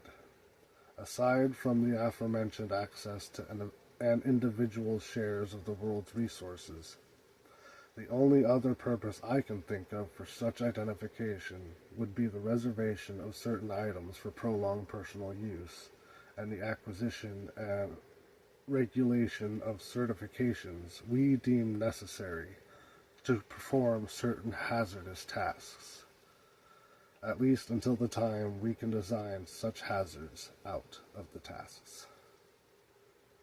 The criteria for receiving such certification may change drastically over time, but the use of such certification will remain relatively the same.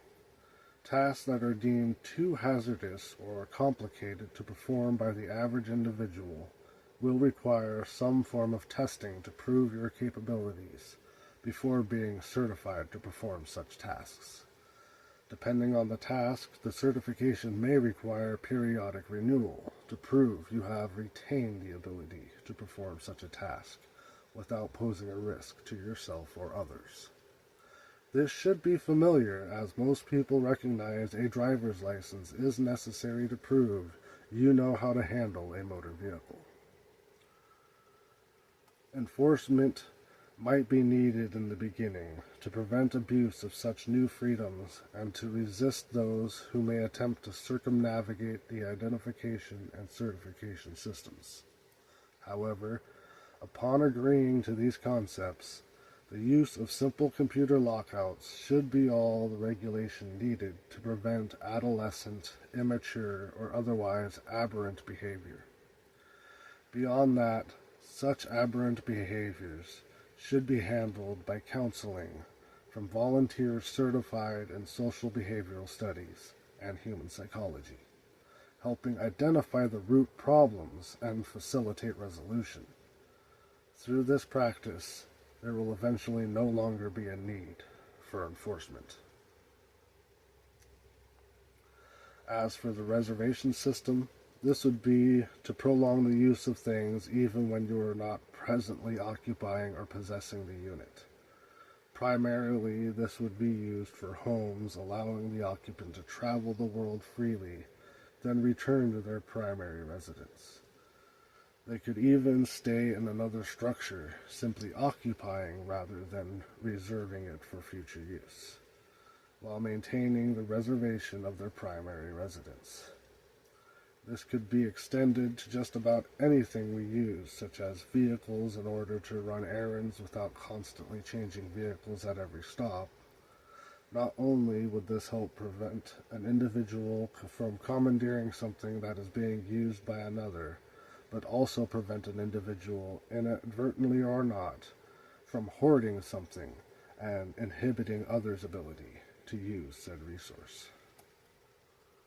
The last thing I will mention here are the incentives instilled in such a system. Since most people are indoctrinated to believe monetary gain is necessary to incentivize productivity, they question how production will be maintained without money. Well, the first incentive in such a system would be the new ethics instilled in our children, explaining the old adage, one is all and all is one. Essentially, reaching the realization that any task you perform to benefit the community will in turn benefit yourself, and inversely, any task performed to help the individual will in turn help the community. Beyond that, as long as the system operates as I have described, there is the bonus that can be provided to any resource you improve the production of. Another option is the fact that every task you perform can be quantified in improving global efficiency. Even fixing an appliance, preventing it from being recycled, and a new version built to replace it, will increase global efficiency at least a fraction of a percent.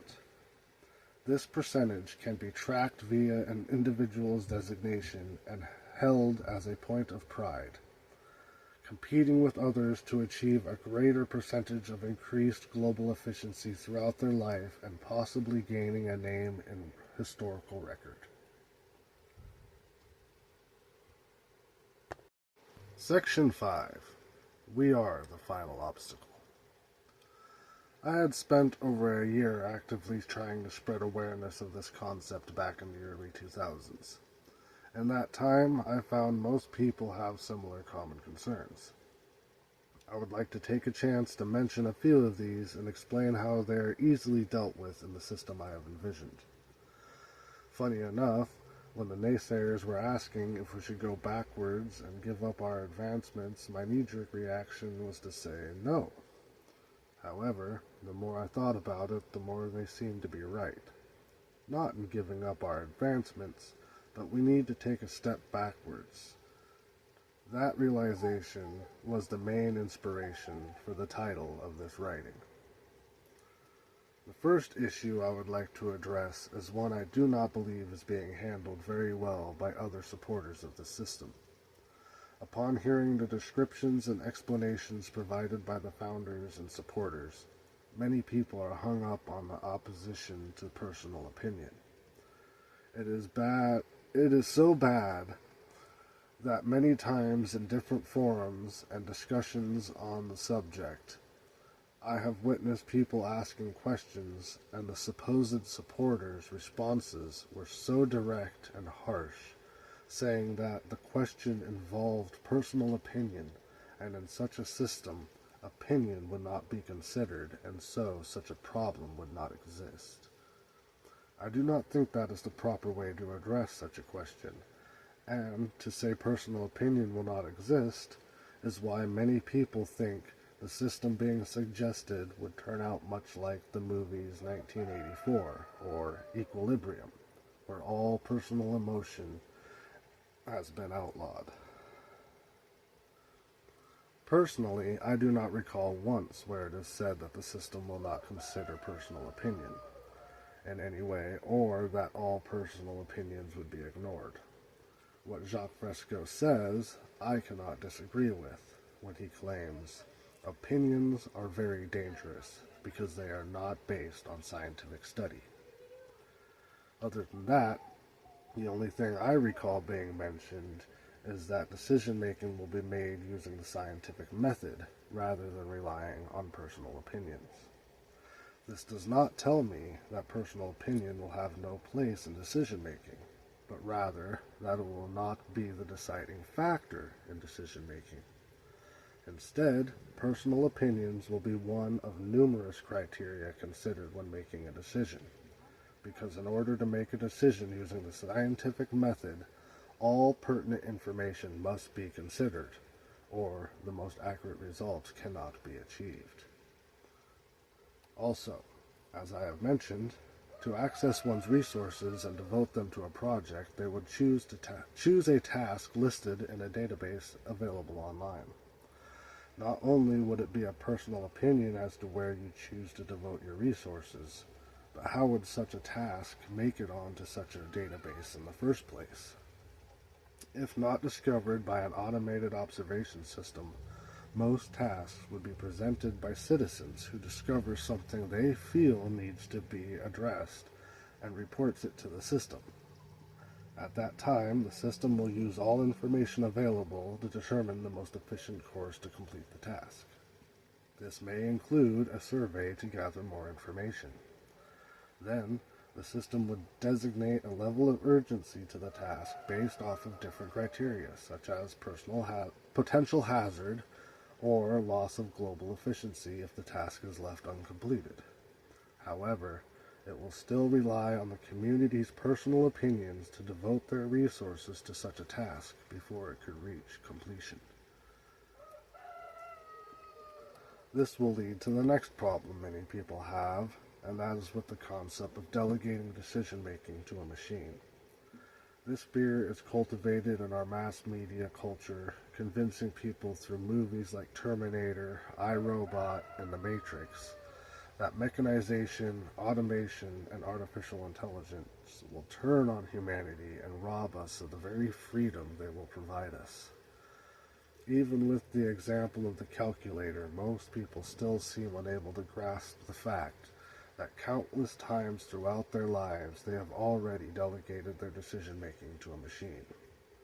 Anyone who has used an online search engine, a navigational program in their vehicles, or even a traffic light has delegated their decision-making to a machine.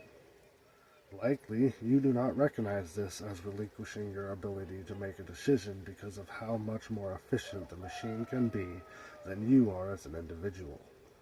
So why would you not want to apply this level of efficiency to every decision that affects your life? Why would you rather have some politician making the biggest decisions of your life based off of what benefits them the most? Also, there are those who are afraid that by letting machines make our decisions, the machines might determine that the most efficient course would be the destruction of humanity.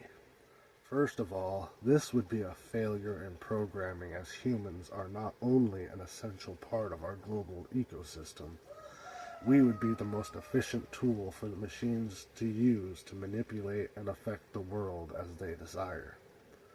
Secondly, the machine is only making the decision. It is still up to people to perform the action.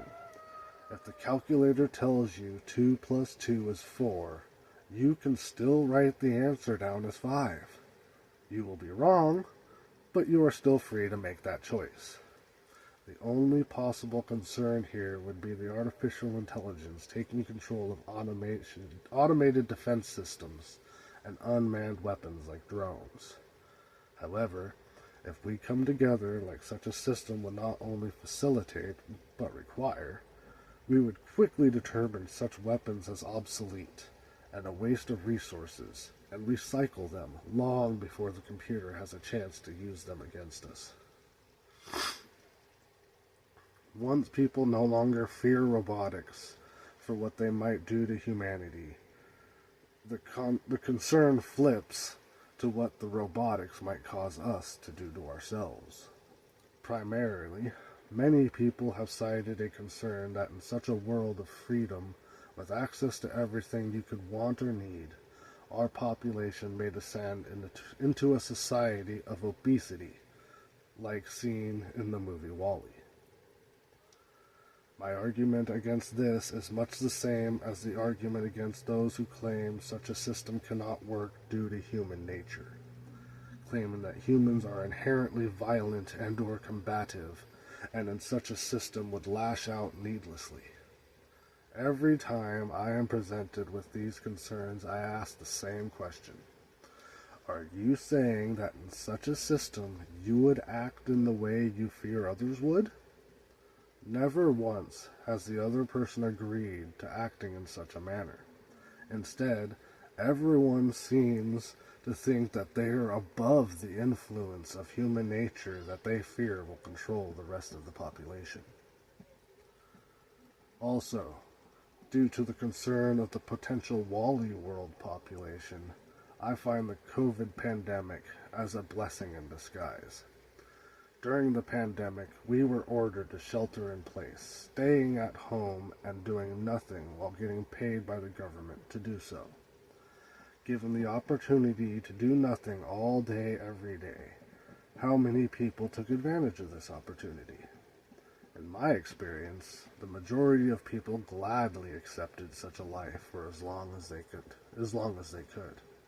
However, on average, after about 2 weeks, most people I know became stir-crazy. Despite being ordered not to, they began leaving their homes and interacting with others once again. Many making new hobbies, most of which involve some form of outdoor activity, suggesting to me that in a world like WALL-E, boredom and anxiety would prevent anyone from becoming such a useless blob.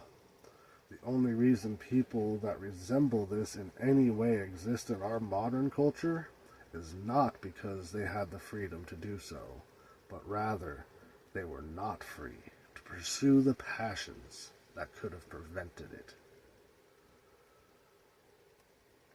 One of the next most common concerns raised by people when presented with this concept is their resistance to relinquishing their rights of ownership. Today, most of us have been indoctrinated in the system. They not only need their own version of something, but that they should own a better version than anyone else. They cringe at the thought of no longer being able to call something their possession. Yet, these same people already use numerous forms of communal property without even realizing how easily the concept can be spread to the vast majority of the items we use today. I agree at face value this does seem like an abrasive concept, but the more you think about it, the more you realize owning your things is actually restricting your freedom. When you no longer have to own the objects you use in your day-to-day life, and have free access to such things no matter where you go, you realize you would be free to travel the world and have access to the things you need, no matter where you end up. This also ties into the fact that by requiring each individual to own their own version of an item, we are wasting resources as many things sit at home unused for countless hours just so we can have access to them for the short time they are actually needed. Also, it is our concept of ownership that breeds the resistance to the idea of sharing these commodities with others when you fail to realize just how much communal property we already share in our day-to-day lives.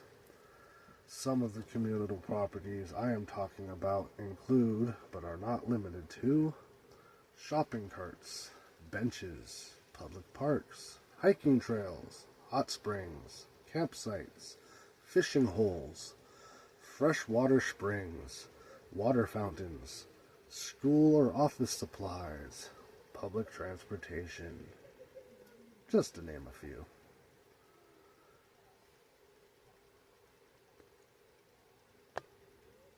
In the end, the biggest concern I have is our ability to deal with a transitional period. There are numerous ways to transition from one state or system into another. Typically, the fastest routes involve war or other violent reactions followed by a period of suffering and rebuilding, when hopefully the desired regime gains power in the end. The slowest routes suffer, be it less, from delays and opposition from those who feel they would benefit less from the new system. Rather than inflicting great hardships, the slower routes are far more prone to failing to achieve the desired transition. In any event, some things that could help facilitate a transition would be starting by demanding the necessities of life, including but not limited to food, water, shelter, medical care, and education, be run as non-profit systems. Nobody should profit from another's need to survive. We must recognize that when someone is starving, freezing, sick, and uneducated, they are incapable of contributing to the community to their fullest potential. However, when someone is no longer forced to work in order to stay warm, fed, and healthy, they are free to explore any education available to them, thus optimizing their ability to contribute, whether it be through art or science. Once the drive for profit is removed from the necessities of life, not only will surviving become less strenuous, but the fear of automation will then be replaced with the recognition that further automation will lead to cheaper prices, eventually making the necessities of life easily available to everyone. In the transition, the things that skirt the edge of necessity and luxury can possibly be solved by a mutual production clause. Essentially, anyone wishing to produce a luxury version of an item that is considered necessary for day-to-day operations, such as a car or cell phone, they would be required to produce a profit-free version of the item available to those who do not desire the unnecessary luxurious applications, such as additional features not related to function or safety, or predetermined individual styles for selection. Hopefully, through further automation, the gap between the price for the profit version and non-profit version of an item will grow exponentially until the final collapse of the financial system, when we can agree to share all the resources of the planet equally as the common heritage of all life on this world. Section 6. The Future I See. The last thing I would like to do is take the chance to describe what I think a world run by this system might be like. Though there is way too much I could talk about, I couldn't possibly cover it all here. I will try to cover as much as I can in a general overview. When you are born, you are already in a better position than most children born today. With all the necessities of life made available to everyone, no longer will a parent give birth to a child without adequate shelter to raise the child in. Then, as you grow, you will likely grow stronger and healthier than the average child today, as your parents will never be without the food and health care required during your development. Not to mention, without your parents being forced to leave your side in order to work for what they need to provide for your survival, your parents will have little to no reason not to spend your entire adolescence by your side.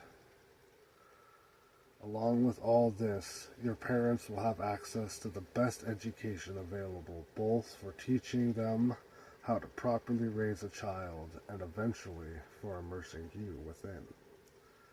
Though I guarantee the education system is going to change without the influence of a monetary system, I cannot even guess how it will change.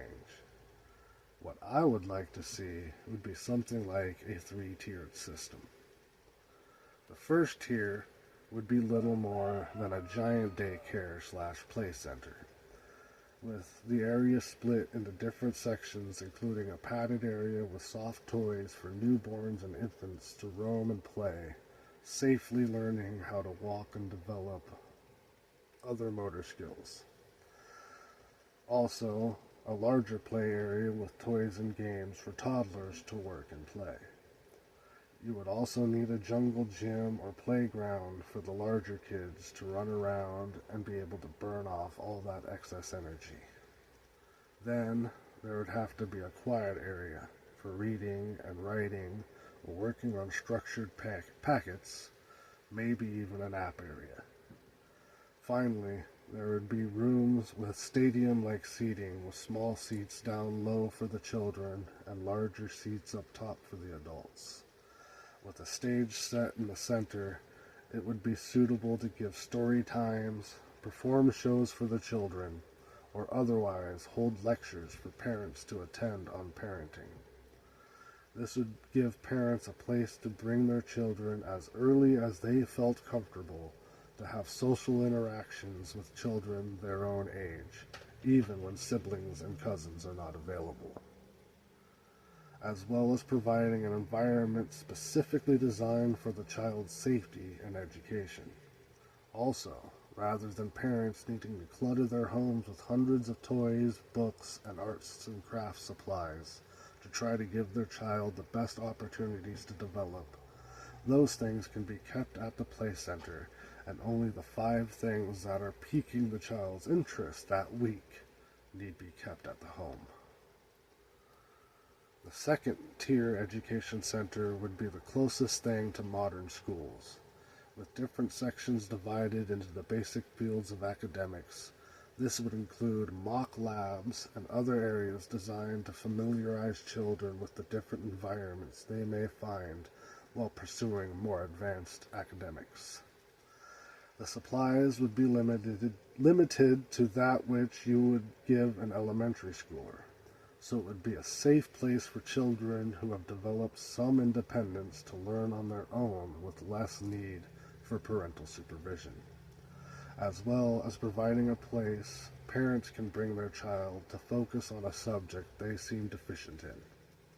Here will also be more of the lecture halls, designed less for children's projects and shows, and more for demonstrations and informative lectures. The third and final tier of education centers I envision would be the largest and most numerous, as I feel that many people would end up spending the majority of their lives in these facilities.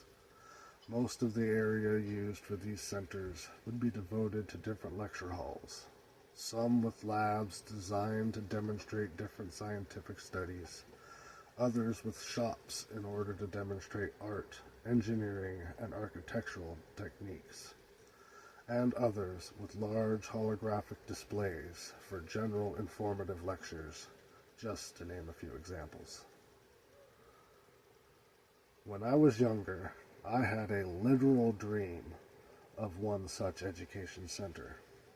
I remember walking down the hall of what I considered a college and noted the area was populated, but not with the crowded rush I was used to between classes at school. As I stepped into a room, I saw a large, round room with stadium-like seating reaching high towards the ceiling, at least 30 rows deep. In the center of the room was a large round table. Seeming to stand on the table was a holographic image of a large reptilian creature. Extending above the table in the air were numerous other creatures spread out in what I thought looked like an extremely efficient three-dimensional evolutionary tree. I remember examining the tree for a few moments before waking from my dream. In any case, adjacent to these lecture halls would be labs, shops, and studios equipped with the best equipment available to practice any field of study you may have interest in. Not only making these an ideal place for a youth that has advanced beyond the general studies of the second-tier centers, but also an ideal place for an adult to work on their projects in an organized environment. Not only consolidating our tools and resources, but providing the opportunity for others to assist in matters beyond your skill, or at least be present in the case of emergencies. This would also likely be where you would go to receive any certification tests that could not be done remotely. This would allow children to start their education as early as they were capable, advance their education at their own pace, and grant them access to the education at any time during their lives. Plus, aside from your parents' influence, you would be free to pursue your ambitions wherever they took you, even if it did not involve attending an education center. Even if you were not inclined to use your citizen's registration, there would be no obligation to do so. You would still have access to all the necessities of life as anyone else, and the share of resources you are responsible for would simply be devoted to public works projects the entirety of your life. Meanwhile, you would still be free to visit the market anywhere in the world and access any food that is available to any other citizen of the world. Without the concern to limit an individual's consumption, the system would simply need to track what was being consumed from each region in order to facilitate production and distribution. You would be free to visit any medical center and be treated for any ailment that afflicted you. Without the influence of the monetary system, This process should be streamlined, as many of the questions on intake could be done through an automated process, freeing up more time for the medically trained experts to actually diagnose and treat patients.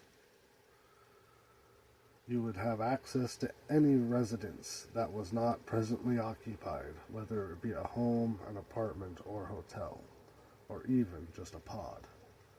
Though there will always be people who wish to live in a large home or other structure of their own design, I feel the majority of our population would adopt a more semi-nomadic lifestyle, moving to different places depending on ambition and weather. This can be accommodated by the building of numerous hotel and apartment-like structures. With rooms of varying sizes available, we could be able to accommodate different intended periods of occupation and different family sizes. Then, through the application of smart home technology such as digital picture frames, color-changing walls, and personalized climate control systems, we could program our preferred environmental settings and upload them to a system in wherever residence we move to, instantly adding our own personal flair to any available residence, making it instantly feel like home. You would have access to any tool, equipment, or vehicle that does not require some form of certification to operate. Anything that is already produced and available does not require the consideration of your personal shares of resources. Somebody else already commissioned the creation of that item, or the system decided on its creation for the efficient use of our community, taking the resources from those applied to public works projects. As the resources needed to create it have already been used, the item is considered the common heritage of all humanity, and free to use if not being already used. Any task that requires specialized equipment such as fishing, rock climbing, carpentry, blacksmithing, etc. can be performed on a whim with access to the equipment available to everyone. Then, that equipment can immediately be returned or recycled if that whim turns out to be fleeting. You would even be able to access the global database to see what tasks people have commissioned, what tasks are available in your area needing someone's attention, and the urgency of the pending tasks. You could see what resources were available around the world, what we were producing, what we were consuming, and what we anticipate is available for us to access. You would even be able to draw up proposals for tasks that other people could decide to devote their resources to. If your task is significant enough to be labeled as a public works project, then you have essentially devoted your resources to your own project without even registering. Then, of course, with registration, or when the system evolves beyond what I envisioned, you would have access to everything within your abilities. Finally, you would be able to travel anywhere in the world to marvel at the many wonders this planet has to offer. True freedom.